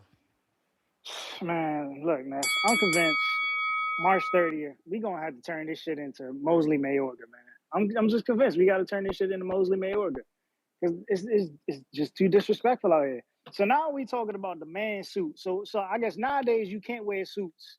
You know what I'm saying? I mean, they was already complaining about dudes coming in press conferences wearing purses, you know what I'm saying, having their nails painted, earrings and shit. But now you can't wear a suit. Like, what's up with y'all, bro? Just like keep providing the hate and your disdain for Keith Thurman, man. I get it. Y'all don't like Keith. And y'all showing y'all real colors about it. I get it, bro. You know what I'm saying? Just keep it coming, bro. You know what I'm saying? Put your money where your mouth is. Put it all on the betting lines. You know what I'm saying? Tim Zuba knockout rounds 1 through 12, all that shit. You know what I'm saying? Keep driving it up. So, we can become a hopefully a plus 1,200. You know what I'm saying? And you know what I'm saying? Us Thurman fans can win some good money because y'all are delusional. Y'all, listen, man. Listen. Tim Bradley, I got an issue with you too, man. You know what I'm saying? You want to talk negative about the fight? Let's talk about your commentary, because your commentary ass too. You know what I'm saying? Like, look, I just love what everybody's bringing in, man. You know what I'm saying? Like they want to talk about 55,000 views, right? You know what I'm saying? Fury versus Usyk promo. Guess what? I ain't see Fury versus Usyk promo trending yesterday on Twitter. They didn't make any noise. I don't hear y'all calling in about it. You a I'm damn sorry, it didn't lie. pop up. My It bro, didn't pop up on my TL. Fury It didn't pop up on my Usyk, TL. listen, you a lie. That's what I'm telling you. You a hater. You a hater, I'm so not you hating. muted. You muted Turkey I didn't mute Al-Rashid. any. You I muted didn't him. mute anything. You muted him. Turkey, My he's not even bro, muted. listen to me. I This might is a follow fact. Turkey, This is a fact. All right, It dog. dropped yesterday. It got Word. 4.8 million views today. and yet nobody's called in to talk about You it. Crazy. lying? We literally had two people call in. Damn, 2 people. My bro, it's not about the show ain't titled Turkey Al Sheik and an amazing motherfucking it's moving the needle, Ness. promo. My It's bro, moving the needle, my bro, Ness. I'm Come on, gonna bro. do a show on it. My thumbnail's done. It is moving the needle. Ness, You Ness, lying? You lying? It's sad that you shouldn't, taking Ness, this stance. think That's one of about the this. best promos ever done in boxing. Ever done Think in about this, boxing. Ness. Ever. You a hater, you shouldn't bro. even have to do a show about it. We That's as boxing sad. fans should just You a call in hater. off the humble to talk about it. It's And all they right. not even doing that. I'm gonna do a review on it. People calling in and said they ain't even want to talk about it out of respect. It's a fire promo. Oh, now but that's he's what I'm seen saying. it. Now he's seen it. I thought it ain't come across your timeline. Caught him in a lie. I know. I just went to go watch it. Before I called in, I went to go watch it. I'm for real. Caught him in a lie. What are you talking about? I just said I went to go watch it.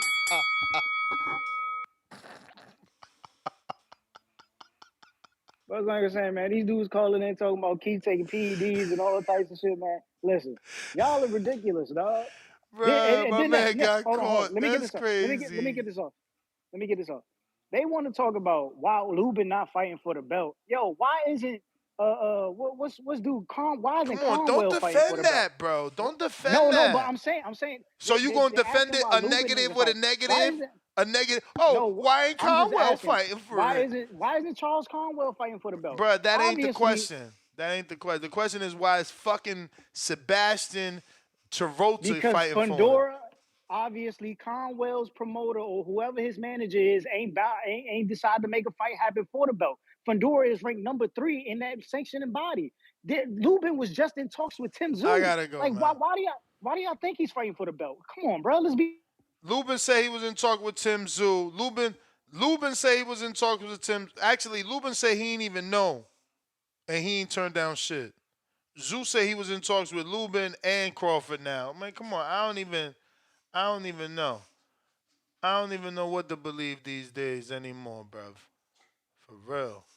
But we did get to the goal of over 500 likes, so we're going to go ahead and open up the live chat for everybody.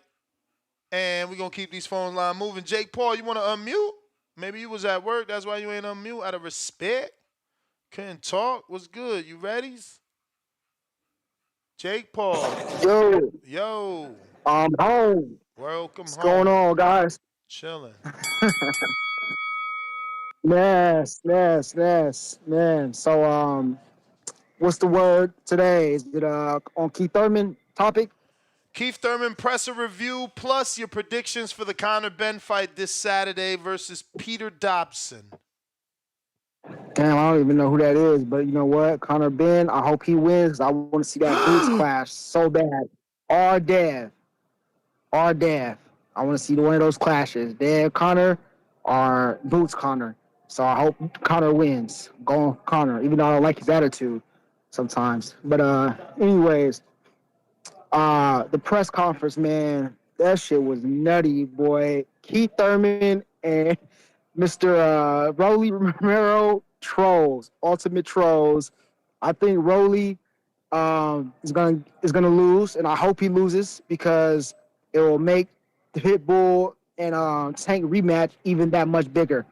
I would prefer to see anybody rematch. I'm just saying. I want to see Dev and Tank for sure. I do want to see that first. But if there was a rematch with a Mexican, it's that Pitbull one. Because I think one of them can knock each other out. And whoever goes down first is gonna be an earthquake. That's all I'm gonna say. It's gonna be an earthquake. I think Keith Thurman's gonna get ran through. I think I said that before in the last show. That white boy is gonna steamroll him back to heaven. And Rolly, yeah, I think he's gonna. I hope he loses. I'm not gonna say I think he's gonna lose, but I hope he loses. Damn, I'm trying to see. But if Rolly does lose, I would like to see him face off with what's that boy Matias? If not Matias, Ryan Garcia. You know, I'm sorry, man. I'm always playing matchmaker. I'm always thinking like ahead, like who I want to see. but we never know who we gonna get right in this sport. But yeah, man. The press conference, man. I don't know. Keith Thurman give me nervous energy. He seemed a little over enthusiastic to fight this guy for a non-belt title. I think that's low key hilarious. Bro, we don't need no belt on the line when the pride on the line. You feel me? Everybody gonna know. Everybody gonna know Keith one-time Thurman stopped the Australian and the hype train. Stopped. Homie couldn't even stop Pacquiao, bro. You think you gonna stop that big boy up there at 154.5? Homie, Yeah, let me tell you something you don't yeah, know. right. Let me tell you something that you don't know. That's why you come to this show. Keith Thurman got 3 fights with Demetrius Andre at over 152 in the amateurs, fams. You know what I mean?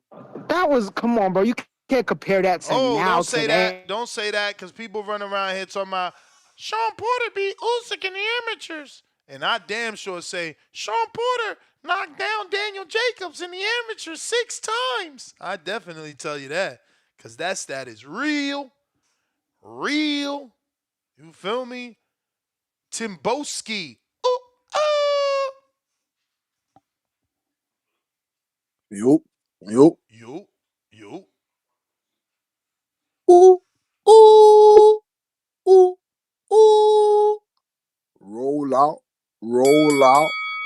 They spreading out the breadcrumbs for the pro box. You get me? The pro box. That's what I like to see. Some good, great fights yesterday. You know what I'm saying to you? I like to shout out to Gary Jonas. You get me? I like to shout out to the matchmakers of that pro box. That was a nice battle right there. Let's start off with the couple little fights that started the card very nicely. Ryan Main look impressive. You know what I'm saying to you? Markel Gamble, he looked good as well. I like Markel Gamble. You know what I'm saying to you? He does need to work on some defensive tendencies that I like to see him improve on. You know what I'm saying to you? That right hand was a bit too low. My boy Trevor McCrombie, he looked decent. You know what I'm saying to you? You can see that he's not on the level of some of the elite super middleweights. Obviously, I told you Christopher Pearson.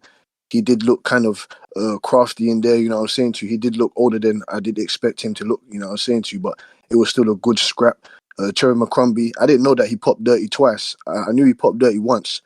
He popped dirty once in, I think it was 2016 against Donovan George. You know about Donovan George? The bomb Donovan George. From Remember who that is, Ness? Chicago. Of course I remember that, bro. Of course I remember him, bro. Yeah, common opponents with La Bomba. If you ain't Your watch, boy, La Bomba. if you ain't watch Showbox, you ain't know about Donovan George, bro. Either Showbox, or you had to watch what's my man that promoter from fucking oh my god. Hits, Bobby Who you Hits, speak of? Bobby Hits, baby. Oh, Bobby okay, Hits. yes, Bobby Hitch, yes. Because and you remember you remember the other La Bomba, Edwin your boy, Rodriguez. Come on, man. Edwin yeah, one Rodriguez, of my bro. favorite fighters, Edwin Rodriguez, common opponents with Adonis Stevenson. He, Andre if I'm not Ward. mistaken, Andre Ward. I think he fought Yep. also. You know what I'm saying to you? Yeah, man. I remember that guy. Very good fighter. Who else was looking good? Oh, Antonio Moran. I would like to see him back in there with some of the 135 pounders. What network is he underneath? What promote? He with ProBox. He got another fight with ProBox. Antonio Angelo Leo called out Espinoza. He wants some Espinoza in his life. Angelo Leo. I like him. I like him to see because he looked at for yesterday. He looked a bit like he needed to knock off the rust for me. But I did remember that he fought Palanco at the end of last year. You know what I'm saying to you. But I didn't really see too much of. I wanted him to get more rounds in against Plania. Plania was looking impressive in the first 1 to 2 rounds. Came out looking kind of trying to cut the distance off of Angelo Leo. Leo's trying to set up some trap counts for him. I was a bit disturbed by the ref. I didn't understand that discombobulated decision with the body shot that was nowhere near a low blow or whatnot. But we move on. That was a great shot from Angelo Leo. I want to see him rematch Stephen Fulton. I would like to see him rematch Stephen Fulton. He did call out Espinoza, but I would like to see him rematch Stephen Fulton. I think he could that would be an interesting get back for him or Fulton. But Yo. we'll see. We'll see what we can get with that. Since your And yeah, I would like time about to run out, let me ask you a question. Isn't Wait. TNT Sports and Sky Sports competitors? Yeah. I'll say so. Yeah. You would say so? Do you have to pay for 2 different subscriptions or no? Yeah. You have to pay for 2 different subscriptions. So you as a guy in the UK, you got Sky Sports and TNT or you don't? No. So I just pay for the fight. I'll just pay for the fights, innit? With TNT. I'll just pay for the print, the pay per view fights because they joint with pay per views. Because I could have watched like they put what did they put on there? I think they put on Cambosis and Haney on TNT. Okay, so If I these couldn't, so these broadcasters, TNT and Sky Sports, only provide you with pay-per-view fights? yeah. Uh, because I feel like this is unprecedented, right? Have you gotten when Mayweather fought? What Mayweather fight did you see live? Have you seen any live? As in live, as in when you say live, as in pay As per view bought and yeah. Like you bought it and watched them live from the UK. You stood up late, bought your pay-per-view, and watched them live. yeah, of course. Which one? I think Ricky Hatton and Mayweather. Okay. That came So on. so what Yeah, network did you buy that on? that was on Sky Sports. You could have put that on Sky Sports. All right. Now, do you remember? And I'm sorry if you can't. It's all good. I'm just trying to get to something. But do you remember if that was also distributed on any other network? Yeah, yeah. Of course, yeah, of course. But that's what I said. I wasn't too familiar with those other networks. I could have just went to the main source. But like now, there's different outlets that you can go on. Like that's what I'm saying. TNT didn't have all those type of outlets back then. You know what Oh, I'm so saying? So that's common now for a pay-per-view to be distributed by different people in the UK, different yeah, broadcasters. yeah, yeah, yeah. That's what I'm saying. Yeah, that's what I'm saying. Like they'll put it on the Zone. The Zone will spread it out to Sky Sports. Sky Sports will spread it out to well, not spread it out, but they'll push it over to TNT or you can go on like the Amazon Prime. Not on the Amazon in the UK now, because it's not called Yeah, Amazon no, Prime for us. In because I just got a press release that the fight is going to be broadcast on all territories on the Zone, but it'll also be distributed across TNT Sports and Sky Sports and the Zone. I mean, that's just that's what I said. That's what I'm saying to you. That's what I said. They'll have different outlets to put it on now. uh, okay. Like the first pay per view, like you could have bought, like say for example, Lennox Lewis. I didn't buy it. I think my dad bought it. Lennox Lewis and Matt Tyson. You know what I'm saying? Did you buy that pay per view? Did you watch that? The first what Lennox Lewis, Mike Tyson? Yeah, Yeah. And but I that's what I'm saying. That was box office, right? I would have to check, man. I was a kid. That's what I'm saying. That's what I'm saying. That's how long I've been watching. But that's how long it's been. Like it's been buying stuff since then. Because over here it will be box office. It was called box office back then. Yeah, We have to buy it on the platform. HBO was that. It was HBO box office, and it depended. Not everything was on pay per view, but Tyson fights certainly were pay per view. Yeah, yeah. But I don't know if No, they no, that's all that. were either. Again, my dad was buying them shits, and I was just watching. Plus, back then we had the box. I ain't gonna front. You know what I'm saying? That everybody had the box back then. Shit. Yeah, the box, yeah, exactly, man. So you know how it goes now, man. And speaking of the Zone and the other platforms, I hope you tune in for tomorrow's fights. You get me under the Zone. You're gonna see Ashton Sylvie. You get me. You're gonna see a very good heavyweight that I like, Daniel Pinheiro. You're gonna see Oh, they got him a undefeated Jorge fight? Carlos on there. You know about them guys, Quinton Chapel. You know what I'm saying? Do you know about those guys? Of Corey course. Marksman, Beningo Aguera. You know about Beningo Aguera? Bro, I just interviewed Corey Marksman. Did you watch my interview or was you busy, arguing with your little buddies? Nah, nah, man. You gotta say I gotta Exactly. work, man. These people think I don't Exactly. work and shit. You gotta match the coins, man. Yeah, we had Corey Marksman on here, man. That's my guy. We've had him on a few times. Plus, Mariciela Cornejo, she was at my last appreciation party. We all know. Oh yeah, she taking on Candy Watts. Yeah. That's Yeah. gonna be a good If fight. you if That's you gonna be a know very good fight. if She's you taking know on Candy Watts. boxing, you know Candy White. You know how that go. And everybody Yeah. knows Austin Slive right now. And if you don't, it's because you a Jake Paul hater. Listen, I gotta get to some other callers though. I appreciate. Forgive it, man. Listen. I appreciate that. Appreciate you, champ. No worries. We going to boxing patron. Patron. Patron. I like that fight, James. Leo versus Rabisi, but Leo want the champ. He don't want the dude that lost. He called out the champ. The champ.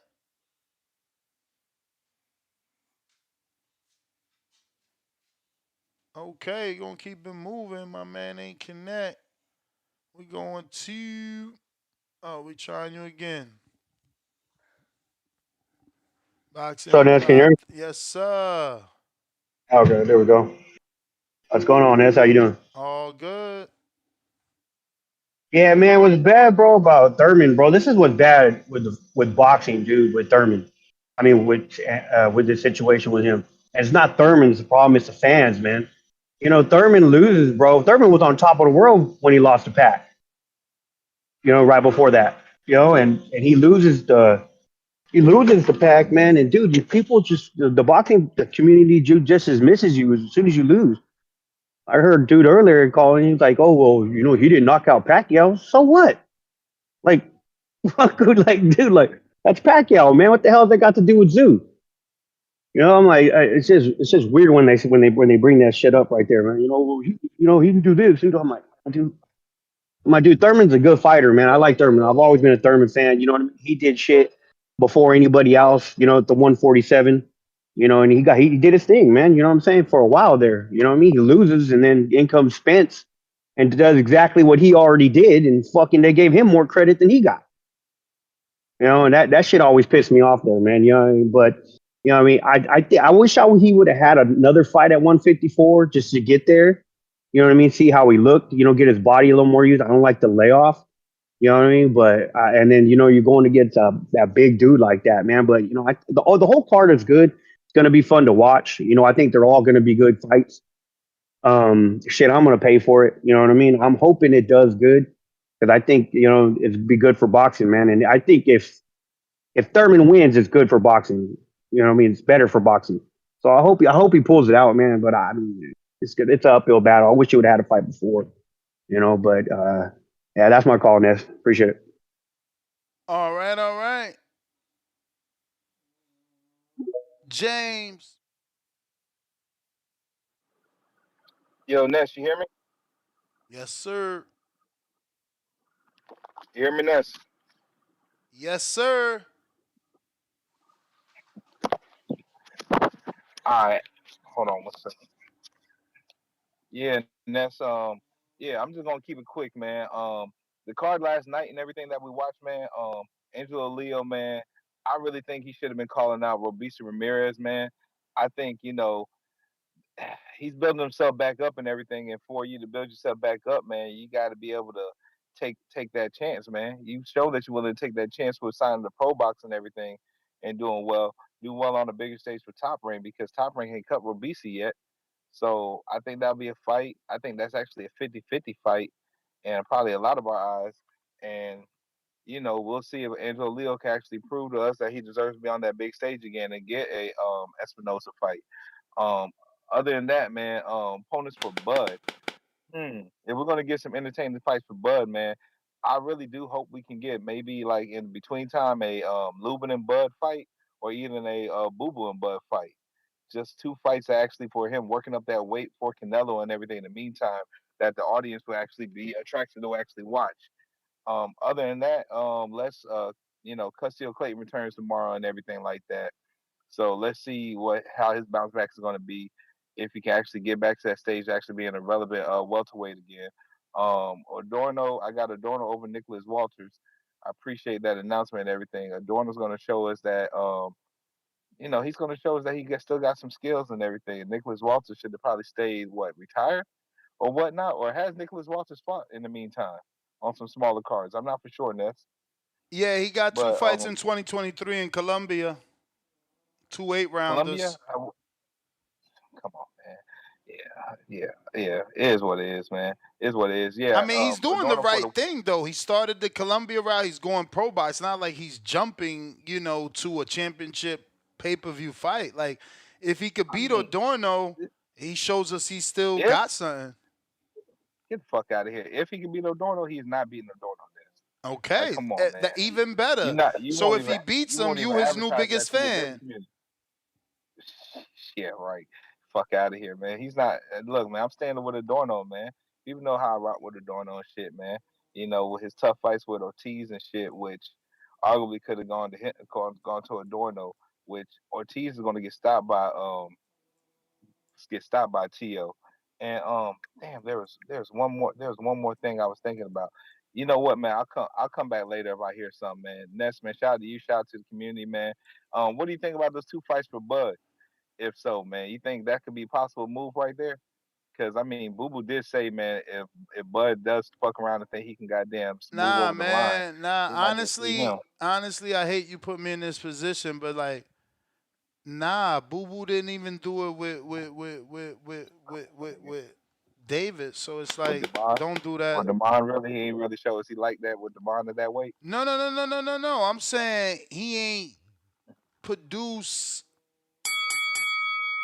the level of fight that Crawford is seeking at this point in his life with Benavidez. So it's gonna be even harder to do that with Bud, in my I opinion. rather I would rather him take a bigger welterweight. I mean, a bigger super middle or a middleweight that actually has a name, even if it's off a loss, than just goddamn what trying to fight a Janabek or something like that. That's just my personal opinion. But Ness, I keep the line going. I'm out. All right, all right. Uh, yo, Rocky,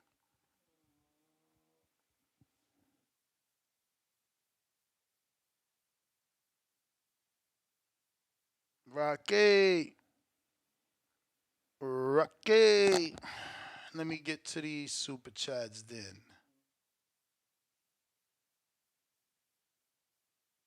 Oh, we got Swift in the 718 with the fat $20 super chat. He says the zone shows Major League Baseball, NFL, FIFA, UFC, WWE, AEW, globally, different territories have different coverage. So we got to stop thinking it's just a boxing app. Ooh, shut me up.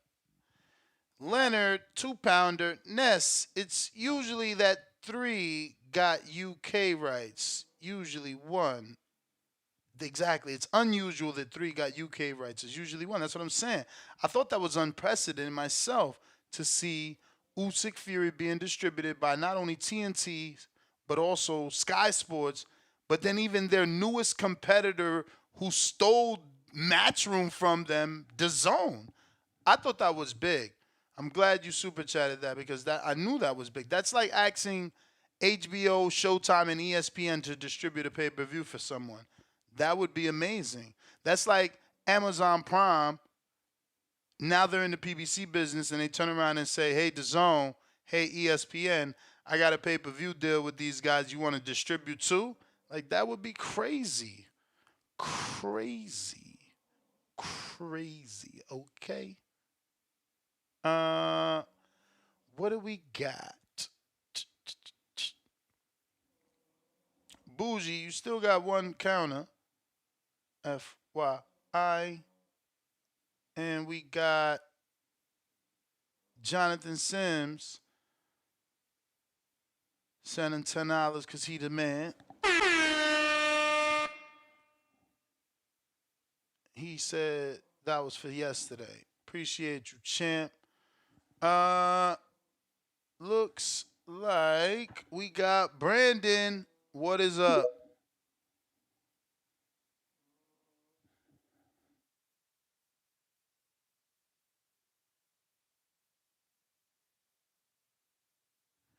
Okay, then smash that thumbs up while we wait for the next caller to connect. We did get to our goal of 500 now, and we're trying to get to the next goal of 1,000. We did unlock the live chat so everybody can chat it up. If you haven't already subscribed, go ahead and do so. Trying to get to the goal of 189,000. Right now we are on 188,586. What's going on, champ? What's going on? What up? Shit, man, just here at work. More bad about earlier. A couple patients I had to take care of. Yeah, man. It's just interesting, man. Dobson Puerto Rican, right? If I'm not mistaken, he mixed. Oh, he ain't never told me that. I ain't never asked though. I think he mixed. He Puerto Rican and Jamaican, if I'm not mistaken. So I just brought that up. I was just thinking because I thought I saw something like that he had like the flag on one of his trunks and something like that. But anyway, um, yeah, man. I hope he pulls up the upset. I know he's a crazy underdog, but I'm a little biased. I got to root for my Puerto Rican roots. So if he is, it doesn't matter if it changes. I just don't like Ben. I think he's just a hype job because of his dad. Um, and the PED stuff and all that other nonsense. Talking about eggs is gonna give you all that. Eating too much eggs is gonna bring up your testosterone levels. That's crazy. But yeah, man. As far as Thurman and Zoo goes, again, man, I just don't see no reason for this fight. I mean, it happens. It happens. I mean, we're gonna see a good fight. Um, I don't think. I think Zoo should have came up, on a comeback fight, something a little bit lighter. Um, you got Zoo on his momentum. I don't see why he would try to take this fight. I know, like a lot of people saying, he got clipped by Gosha and all that other stuff. But it's just, your first time at 54. This is a big guy. You haven't really showed us much in the past. You showed us declining. Um, you struggle with Barrios, you struggle with Pacquiao. These are all much smaller fighters, and then you come to a guy at 54. At 54, that's way bigger than you. Just don't see it happening. You know what I'm saying? At least if the title was on the line, it'll be a little bit more interesting. But to be the sacrificial lamb at 54 for Zoo for a up and coming star just doesn't make sense. Unless it's just a big payday. Um, on that card with Fandora and all of them. I mean, I'm surprised that he's fighting. He's fighting for the WBC, right? The vacant WBC, Yeah. which is crazy because the guy that has the intern is Mendoza. Did Mendoza knock him out? Yep. So that's insane that he's fighting for the. Ain't supposed Mendoza be the guy that's up next? That's insane. Um, that's crazy. That just goes to show how some sanctioning bodies are biased. With certain fighters and certain nationalities. Yeah, man. So that should be interesting. Again, I'm gonna go. I hope that the guy pulls the upset. I'm not. I'm not. Politics is crazy, man. But yeah, man. I really don't got much, man. I just kind of wanted to tune in and kind of put 2 cents on that. That IBF. That's the Coakley, right? Coakley is fighting. Coakley is fighting for that IBF now. I just found out. I don't know who you mean. What name are you I saying? know. For the at 54, who fighting for that title? Yeah, but what name did you say? Koke, Jack Koke. Oh, Coldplay probably. That motherfucker stay. If it's an IBF, he stay in an Yeah, that's eliminator. Him and Dervianchenko, the IBF love them guys. The yeah. motherfuckers. I think he fighting for that title. Him and the number one, and number two, they're gonna fight for that title. So that's gonna change up the whole that whole 54 pounds. So it'll be interesting that he might be able to win something at that Thurman anyway. You know. Yeah, But yeah, man, I that's doubt all I it, got. man. If Thurman don't win this fight, I don't think he gonna be fighting fucking Jack Coldplay, unless I misunderstood you. Rocky, what up? Yo, Yo. still no. Yeah, we hear you. Oh, okay, okay. What's up, Ness? What up, TVV? I had missed the beginning of the show, man. Could you kind of fill me in with the dude that Conor Ben's fighting, Dawson? From New York. You know what I'm saying? Ain't really been on that Yeah, level like that, but we've interviewed him a bunch of times. He's been waiting on a shot like this. He felt like he hasn't been able to get a shot. Eddie has tried to use him in the past in other fights that fell out. So, yeah, I mean, I did an interview with him. You could check it out. I'm gonna check it out. If he's a 54 pounder or a welterweight. No, he's a welterweight. He's a welterweight. So they just fighting at above the 47 limit. That's why it says junior welterweight. Yeah, it's probably a Ben thing, right? Got you. Yeah, maybe it's not for a title, so maybe they didn't want to make weight. I get it. Yeah. But yeah, I was thinking that because I think Conor Benn's last fight, same thing, right? I think it was at 54 or above 47, and his power didn't really translate, man. I was there live. He was laying paws on that Mexican dude. I can't remember his name, but the dude was able to take Conor's power, man. I think he should stay at welterweight. Um, I think that he's not that big, man. I mean, he's a little stocky, but he's not that big. Like I thought he would be, watching him knock out the dudes he had knocked out earlier. So, I'm rooting for him. I don't really know too much about his opponent. I'm gonna have to do some homework. And then, lastly, man, before I go about the Amazon presser, Mm-hmm. I ordered every single pay-per-view last year, every single one. I got to make some cuts this year, boss. I got to do some cuts, and I wanted Keith to sell me a dream. I want to buy it, and I'm a junkie. I still might buy it, right? I might get that itch fight week and just buy it. But for right now, man, I'm not really too excited or sold on the card. If it was free, I'd be really excited. But for pay-per-view, not sold yet, man. We'll see, man. Maybe you guys will hype me up in TVV, and I'll just go ahead and buy it and watch it, man. We'll see. But that's all I got, champ. I appreciate you taking my call, man. Yeah, man, this should have been one of the first Amazon Prime rollout free fights. I don't know why they got this on pay per view at all. Big Gucci Nick, what up?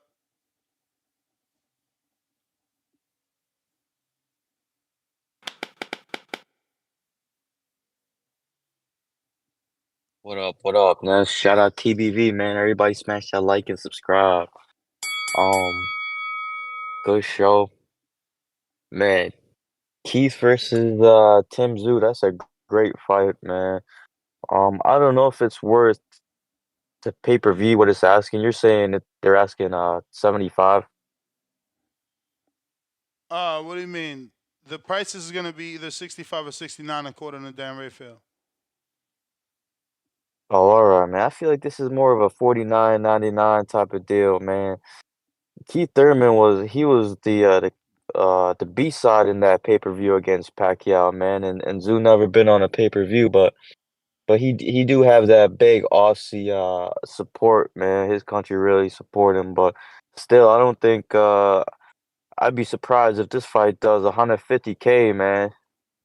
I feel like Devin Haney versus Regis was like, I don't know if it was bigger than this, but it was like on the same level to me. And that didn't do too well either. So we gonna see, man. As far as who wins that fight, shit, man, I've been thinking about this fight a lot. I feel like this is a 55-45 fight, in my opinion. Only because Keith's been on a layoff, but I really hold his skill to a high level.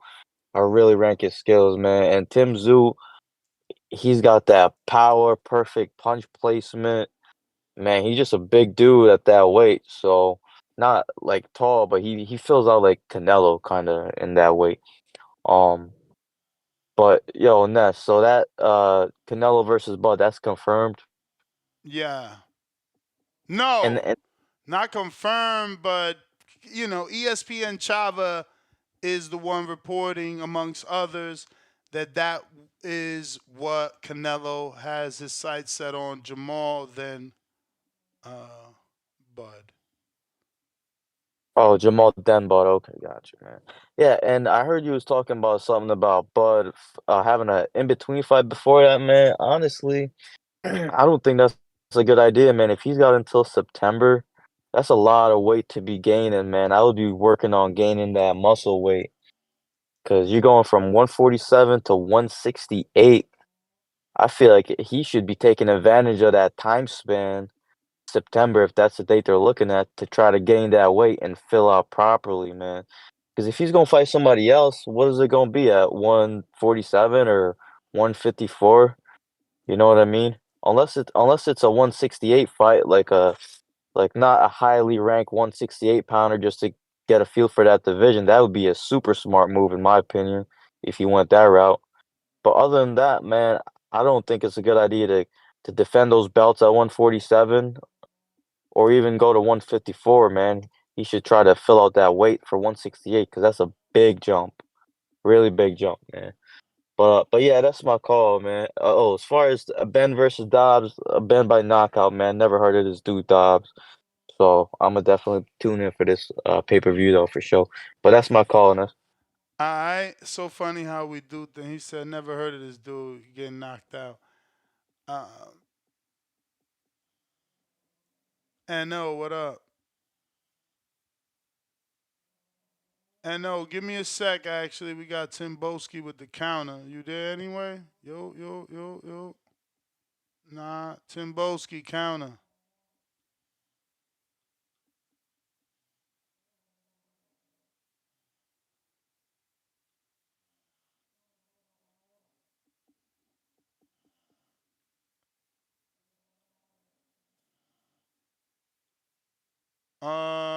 Let's see. All right, you thought you was there. Tim Boski.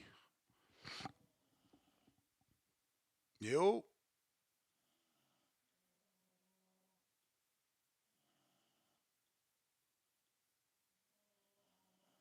All right, let me get to this super chat. I got James Benitez, fat $10. And he says, why would Conor fight Boots or Devin when he could fight Tim Tszyu in Vegas next? I feel Tszyu can fight Ben or Eubank on U.S. soil and be huge events.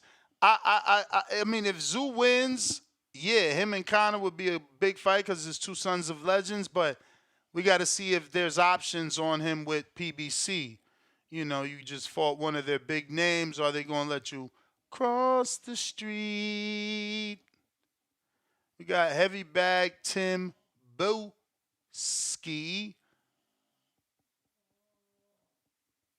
Mr. Tim Boski counter. Yo, What up? what's up, man? Ooh, ooh. This is what I'm saying to you, man. You got fake, stupid fans like Big Gucci, punk ass Nick that don't watch no boxing. Oh, I've never heard of Peter Dobson. He's getting knocked out. You fool. You know how funny this is?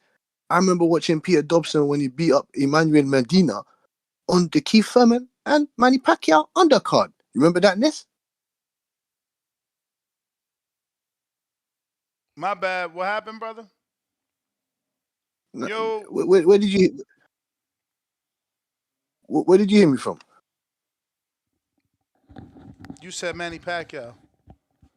Yeah. You got stupid fans, stupid fake fans like Big Podcast Nick that don't watch no boxing, man. You remember when Peter Dobson beat up Emmanuel Medina on that Manny Pacquiao Keith Thurman undercard? Remember that? I don't remember that. Probably Oh shit. do, but don't. You know, meaning we all know I did a live fight chat for Keith Thurman and Pacquiao, but you know, at the Well, yeah. moment, yeah, that's not like in the front of my mind. Well, fair enough. You get me, guys like me. You get me that watch real boxing. You get me. I've been watching Peter Dobson ever since then. You know what I'm saying to you? He that was a good fight there. He knocked out Medina. Peter Dobson, he's an undefeated fighter. You know what I'm saying to you? I didn't give my prediction on that. You know what I'm saying to you? He's a decent fighter. We're gonna see what he's made out of on Saturday. You know what I'm saying to you? Undefeated fighter. He has decent wins over Miguel Barrego. Sorry about that. He's got wins over Miguel Barrego, Emmanuel Medina. You get me? Those are his two decent wins here and there. Conor Benn, I think we're going to starch him in under about, say, seven rounds. I give Peter Dobson to last in there. We'll see how durable he is.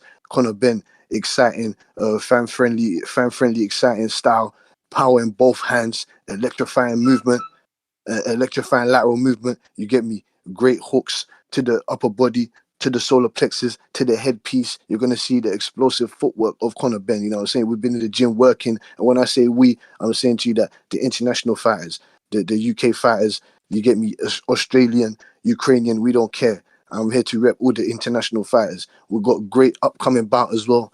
Undisputed, Usyk and Tyson Fury. You get me? We're gonna try and bring all the belts back home. You get me? Once again, almost. You get me? You're gonna go. You get Usyk pound for pound. Usyk in there against a mammoth of a man, Tyson Fury, 6'9" Beowulf. You get me? Beowulf, Tyson Fury. That's a big fight right there. But Conor Benn, after we take care of Peter Dobson, we want all the names, man. Tell Boots Ennis to go and sign to Eddie Hearn so he can go and fight Shakram Giasov, Suleiman Sissoko, and then he can take on Conor Benn at the end of that. It's simple as that. And Tim Tszyu, after he dispatches of Keith Thurman, which I think he will, Keith Thurman's a credible champion. You know what I'm saying to you? He's going to move up to 160, in my opinion. I've heard him speaking on he wants to move out of the 154 division. You know what I'm saying? And then as for the last caller talking about or he couldn't handle that guy's power, whatnot. Rodolfo Orozco has only had one fight at 154, sir. Ever since then he's been fighting at 147, and he's got 4 losses and he's never been stopped. So you can't say he should stay at 147 and this and that. No, we're moving up and down, challenging ourselves, staying active after we was off a year. You know what I'm saying to you? We're here to stay and we're here to whoop ass. It's as simple as that. And if you're not a believer in Conor Benn, that's all right, man. That's fine. We're going to prove to you what's going on. We're going to take big fights and big risks. And if you don't like it, that's fine. If we get a couple losses on the way, that's fine. But we're going to give you exciting, action-packed fights. That's what we always do. And that's how it's going to be. And that's how it's going to stay. Salute. Thank you. Champ, appreciate you. Brandon, trying you again.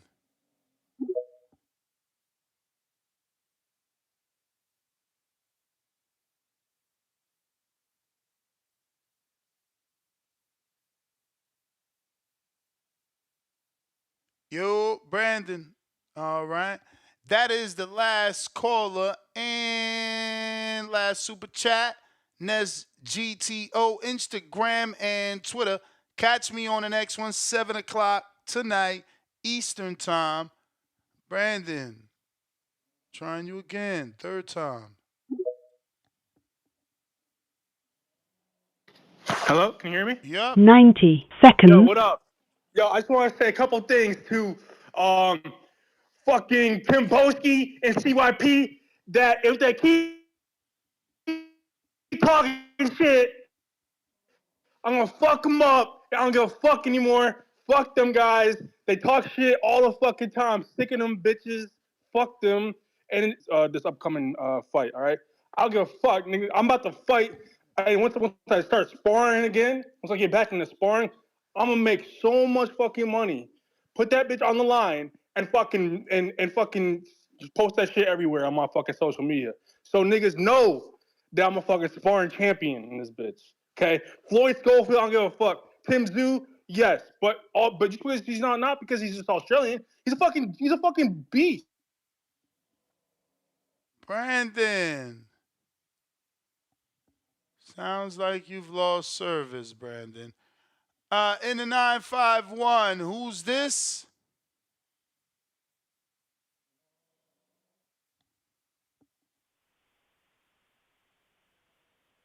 Yes, Jaime, what up? Mister. Hey, what's up, man? Good morning. How you doing? All good. 10 seconds. All right, man. Hey, this fight coming up, man. I've kind of been watching the YouTube, the face off from yesterday. I think it was yesterday. Yeah, man. I saw some nervous energy there from Roly on the face off, and Pitbull looked very focused. So I got Pitbull on that fight. I think Pitbull is he's gonna hurt him.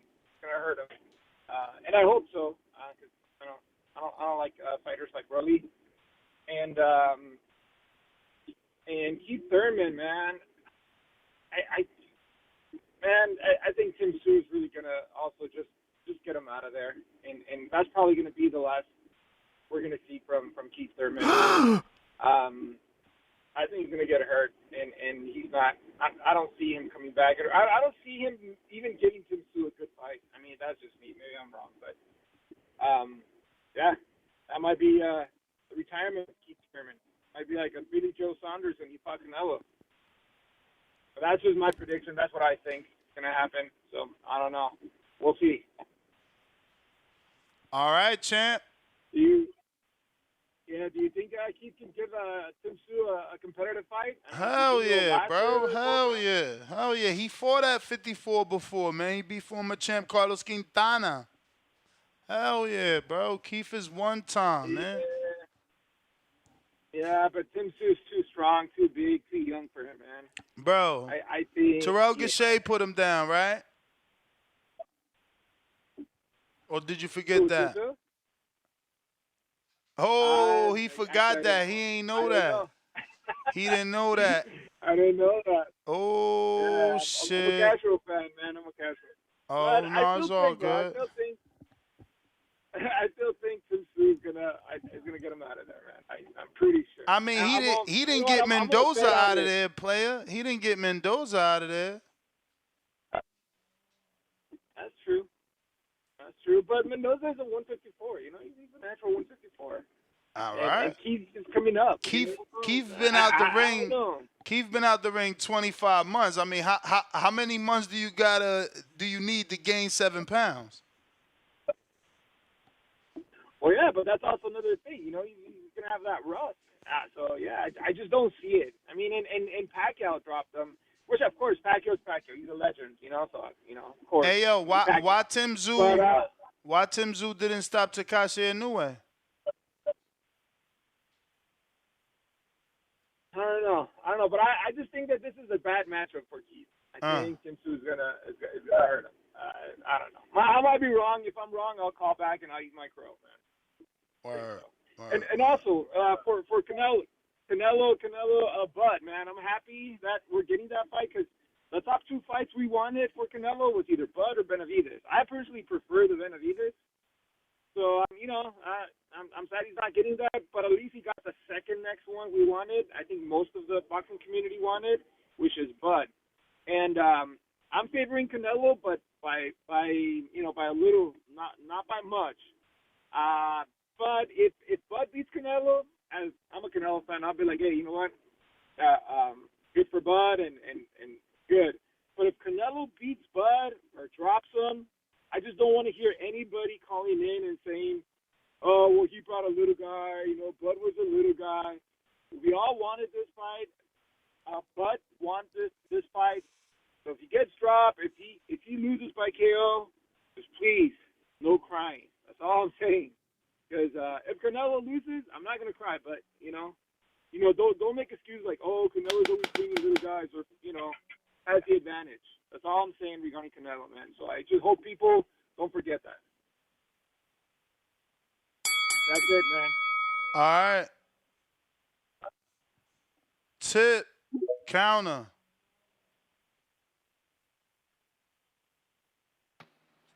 Yeah. You. Yeah, man. The disrespect it just continues, man. Like I don't know, man. I don't know with these dudes. I don't think they understand that like this is a fighter who's reserved his body, bro. Like he hasn't taken as much damage. Like just think about this, bro. The way Keith Thurman was fighting this, and me and you know this, like if he would have kept fighting the way he was fighting, it would have took more years off of him, for sure. And he would have been going into retirement just right about now. But he's reserved his body. And he's steadily telling these people, but they don't listen. They have this narrative painted in their head, and he's telling these people, "Yo, I'm trying to fight until I'm 40, until I'm at least 40 years old, like Floyd and Pacquiao." But they don't listen. They don't listen. They already have it built in their head. Like they're programmed to think these stupid ass things instead of just listening to what somebody's telling them. You know what I'm saying? But they believe everything else these other fighters say. I'm confused, bro. I'm really confused by these dudes. I just don't get it. Then I hear a guy calling in talking about he want to see Tim Tszyu versus Conor Benn.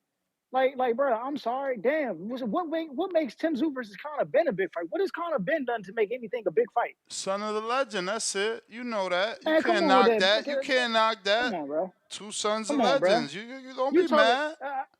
No, I'm just saying. So Conor Benn is a bigger fight than somebody that's accomplished in the sport. I guess, bruh. The more we think Conor Benn's it's more of a active. 50-50 fight, bruh. We think it's more of a 50-50 fight. That somebody who's not accomplished in anything is going to give us a big fight. Like, come on, I bro. mean, we Y'all, just y'all can't believe be in serious. activity. That's how much we believe in activity. Y'all can't be serious, bro. If y'all believed in activity, then y'all wouldn't have called Earl versus Bud a 50-50 fight. And look how close the odds were. Like, let's be for real here. They don't know what a 50-50 fight is. They don't. I'm sorry, but they don't. They just get on here and talk a bunch of bullshit. That's what they do. They don't actually pay attention to the skill set that Thurman brings. So is They this a they have 50-50 they fight? yes, it's a 50-50 fight.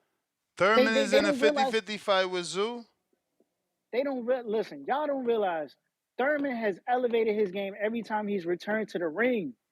Like what the skill set Thurman brought in that Barrios fight was different from what he had in that Pacquiao fight. He picked up a lot of things and added shit to his arsenal. Mm. Like how many times have we seen Thurman in a fight with somebody like Tszyu? Like we seen him in the dog fight with Sean Porter. He's been in these type of fights before. Like I don't get like I what mean, these I people don't are think seeing. Tszyu is the Porter. Oh, if Zoo ain't deported, then I'm trying to figure out what is Zoo gonna do. Like how can Zoo push Thurman any different if he's not the Porter? Because Porter's a real test. You gotta be a dog like Porter to get that to really fuck somebody like Keith up. Like we've seen him with these flat-footed fighters before. Like we've seen it time and time again. Like, are we forgetting about the Diego Chavez, the Soto Carrasas of the world, all that Bruh, shit? but Like, come on, bro. you can't call Diego Chavez and Tszyu the same person. Why you out here wilding like that for respect, man? You Man, there's tripping. similarities. It's similarities in these fighters that they present, and Thurman has seen before. And these dudes are discrediting that. Tim Tszyu ain't never seen anything like a Keith Thurman. I'm sorry, but he hasn't. He hasn't experienced what he's about to experience on March 30th. Come fight night with these angles and these punches from what I'm saying. Like I'm telling y'all, bro. Like they gonna look real stupid at the end of the day. Like somebody's in the chat is telling me, yo, it's I wouldn't buy Thurman versus Tim Tszyu because it's not a good fight. But yo, you were just about to buy Tim Tszyu versus Terrence Crawford if it got announced. So I got my question is to all you who say y'all not gonna buy this fight. What are y'all gonna do when Thurman beats Tim Tszyu? I'm gonna keep saying it. What are y'all gonna do when Thurman beats Tim Tszyu? What are y'all gonna say? What are y'all gonna say? Like honestly, like I'm trying to figure this out. I'm telling you, like, yeah, look, that's I'm saying it over and over again every day until March 30th. Thurman is going to change the narrative. He's going to change the narrative, and they're going to be mad about it. They're going to be mad about it. He's going to change the narrative. They ain't never believed in Thurman. They always discredited Thurman. As a matter of fact, when Earl was on the come up, do you remember? They would put Earl wasn't even a champion yet, and they were talking about fight Earl Spence, bro. They had Earl Spence favored over Thurman. This is what the boxing world has been doing. This is what the media has been doing. They've always discredited Thurman. You know what I'm saying? This ain't nothing new. They want to talk about, yo, we don't like inactive fighters. Y'all motherfuckers is just saying Gerard and Bruce Ennis should fight Keith Thurman. Like, bro, stop the bullshit. Like, hey man, I ain't gotta say it. They say it themselves, Nah, bro. you I ain't gotta gotta say it. say They it. say it themselves. You gotta call on the hypocrisy because it's They true, they you gonna know. show they gonna show their card every time, bro. They gonna show their card every But at time. least I'm consistent. I ain't want the Boost fight They, because of his they look. inactivity. Just like They I don't they want want they this. want they want Terrence Crawford to fight Canelo. Terrence Crawford fights once a year. So what do you think an active Canelo's gonna do to Terrence Crawford, bro? Who's moving up in weight? Like, come on, bro. Y'all talk dumbass shit on this. Like, bro, I swear, arguing with these people, man, is something different, bro. They don't think they don't live in a reality, bro. They don't live in a reality. It's crazy for a fighter at 147 to just move up one weight class and then fight one of the top young guys. But it's not crazy for a dude who's 38 moving up 3 weight classes. You know what I'm saying? To fight a Canelo Alvarez who's fighting twice a year. Like, come on, bro. All right. All right, champ.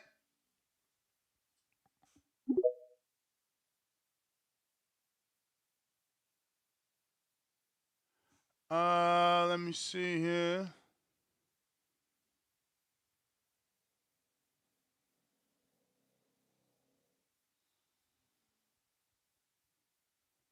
Looks like we got everybody.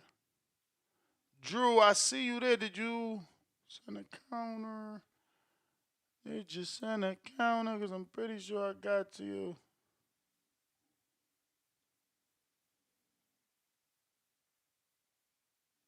Damn, they saying Tip caller of the month. What? What month? February just started, bro. I don't know you could give him that so early, man. He just started, you know.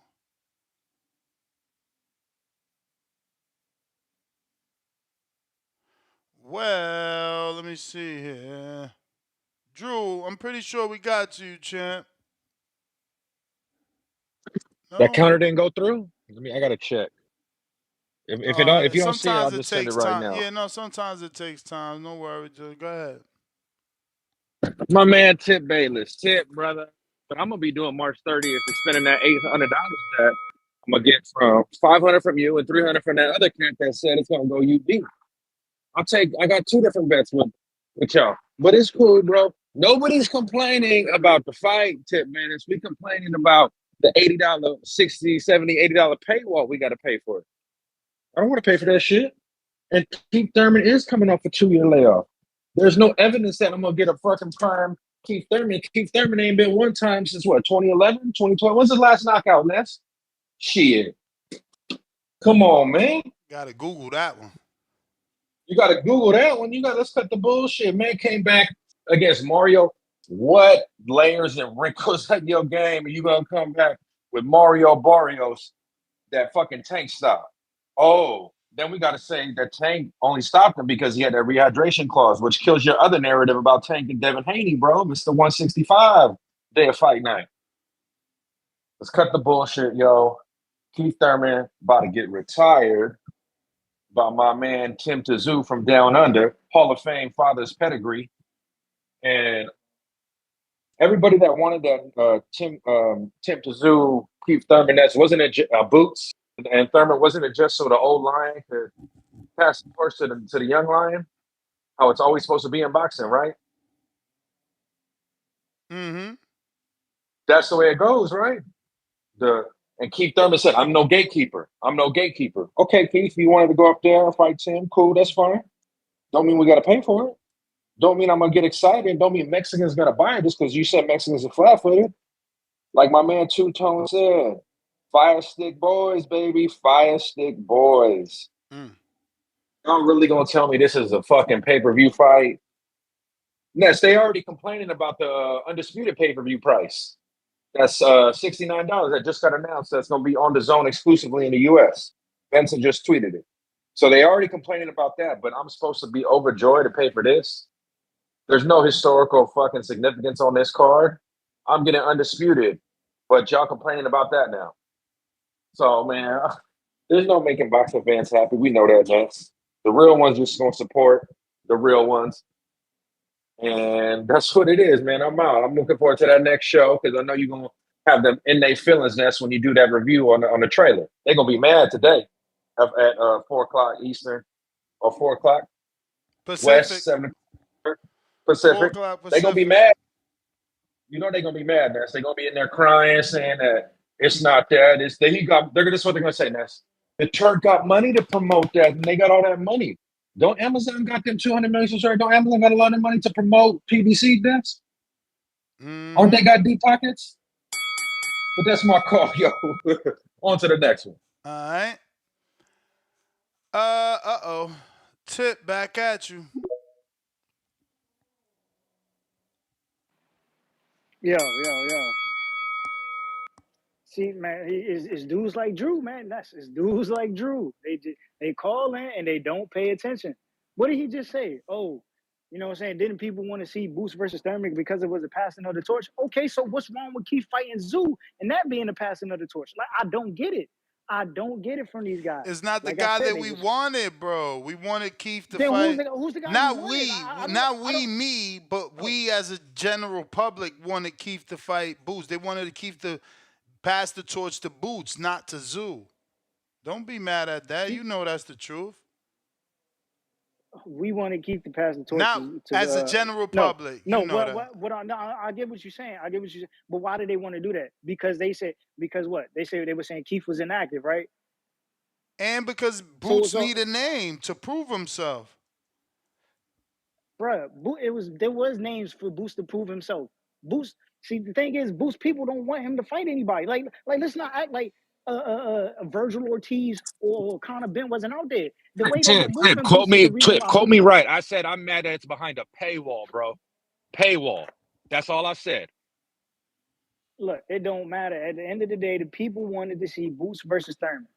Point blank period. The people wanted to see Boots versus Thurman. And now they mad that they getting Tszyu versus Thurman. I just don't get it. Y'all like how do you want to see a quote unquote inactive dude against another fighter, but when he moves up to fight another fighter, oh, it's a problem now. It's because it's I not your mean, but favorite you fighter. know Like, why? You know why? But for the casual, they look at it like he never fought at above welterweight. And even if we give him the facts that he did fight, it was a long time ago. So, they like, damn, this ain't what I asked for. Like, I don't see how you mad at people for that, bro. because it wouldn't have mattered who he fought. Either way, he's moving up in weight to fight a bigger guy. It It's don't being matter. received this way because it ain't Boots. Stop lying. There's been offers. He been saying he don't know who Boots is. There's history there. Don't act like it's just out of nowhere that they wanted Right. him to He said pass he the don't know who torch. Boots is. And then when he came back the second time, he said, I finally got to watch Boots. I know everything. I've seen it all, bro. And when what he said the last time he was here, he was like, yeah. He's like, it's a good fight, but he just ain't done enough. And it's the truth. But the way they moving Boots, like Boots just doesn't make for a big fight right now. And it's understandable why he went for Tszyu. So I'm trying to figure out what are they complaining about. It's the same shit. Like literally him fighting Tszyu is the same shit as fighting Boots Ennis. It's literally the same thing. Except Tszyu is more accomplished at this point than Jermaine Ennis is. Jermaine Ennis just got a belt from being elevated. Tszyu got elevated and he already had title defenses. Like, come on, bro. Against former world champions at that. Like, man, I these hear you, dudes, I champ. tell you. I got mics on me. Talk to me.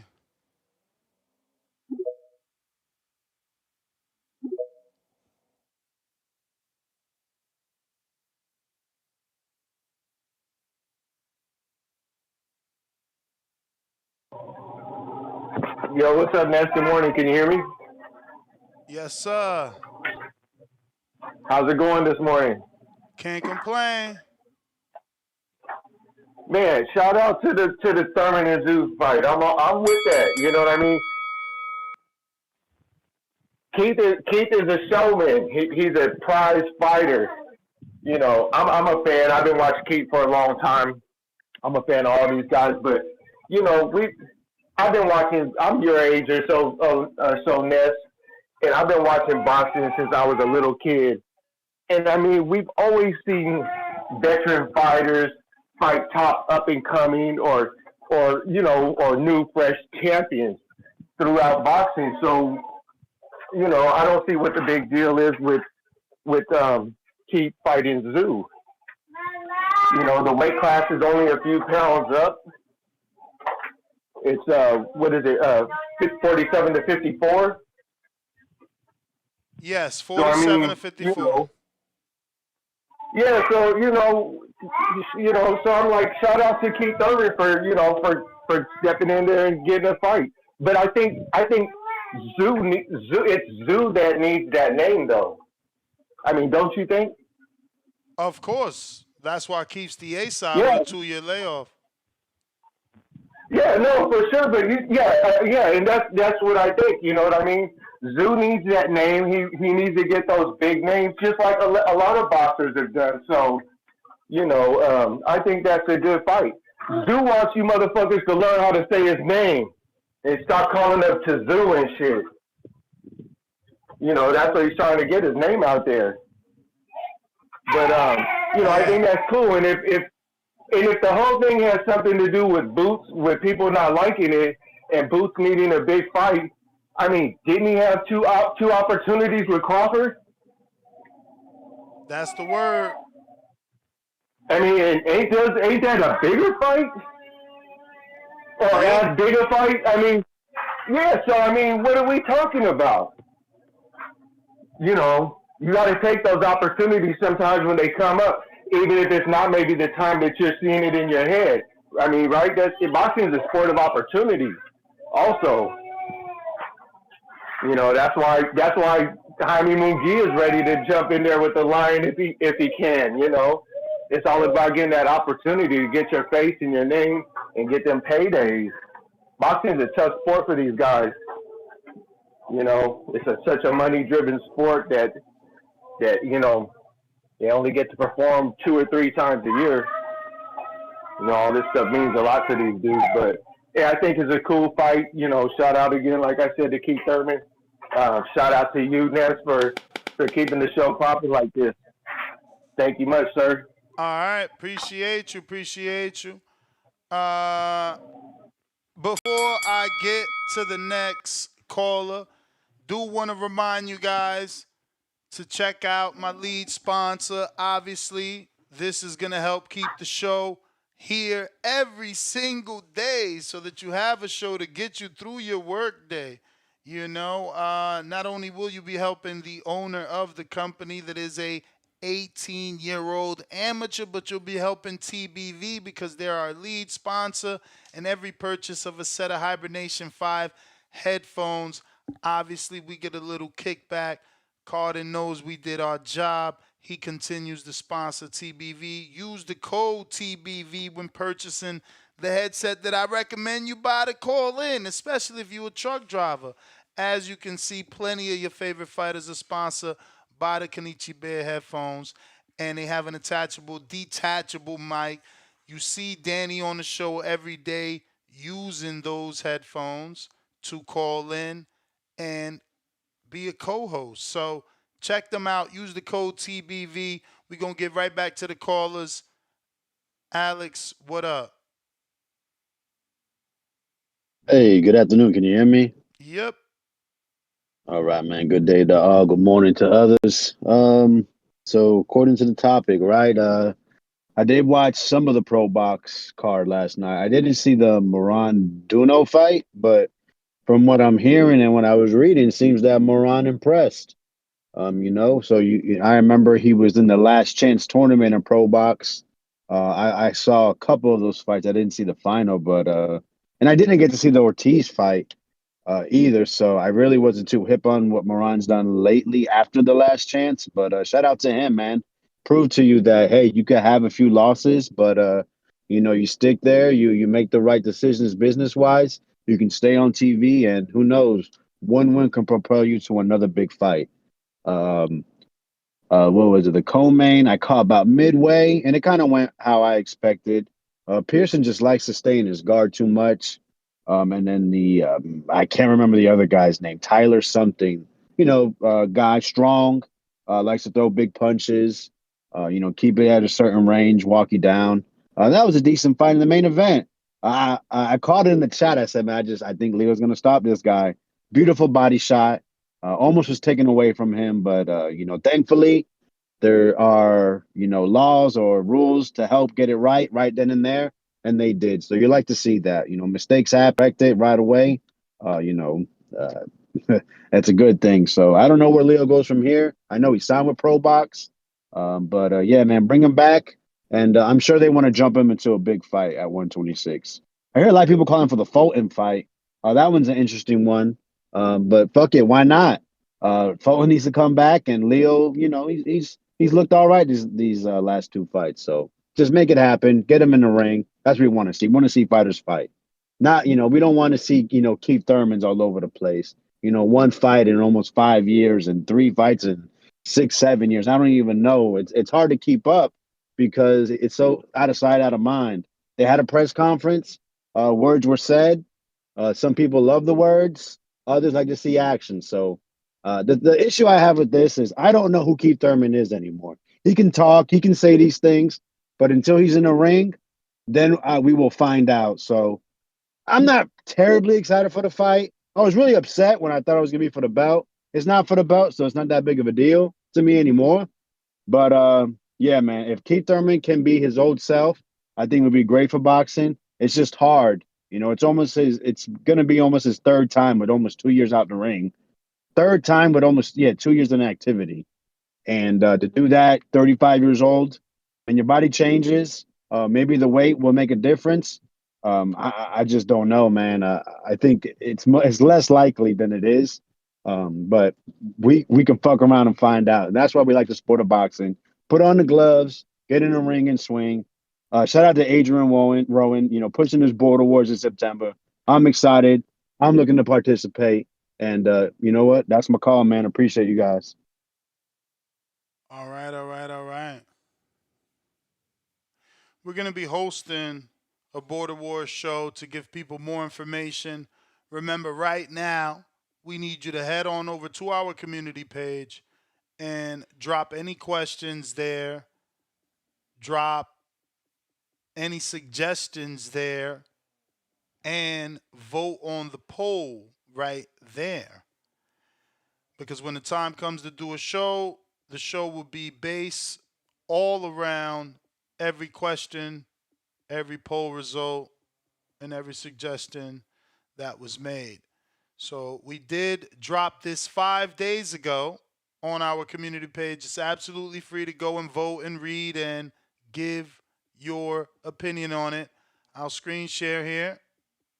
For those watching live, you can head on over. If you're interested in fighting on Border Wars, go ahead and vote. If you're not interested, but you're interested in being at Border Wars and hanging out, there's also an option for that.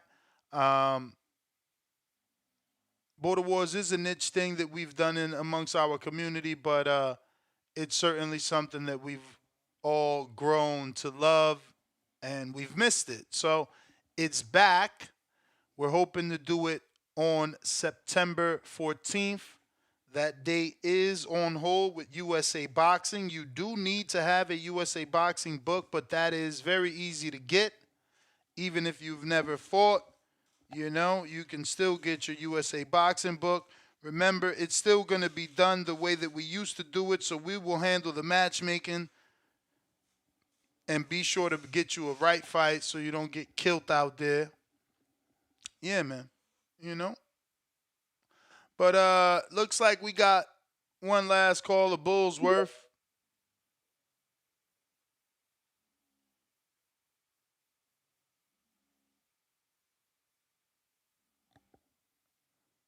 Going once, 2 times. All right. Next GTO, Instagram and Twitter. Catch me on the next one, 7 p.m. Eastern, 4 o'clock Pacific Standard Time. Peace.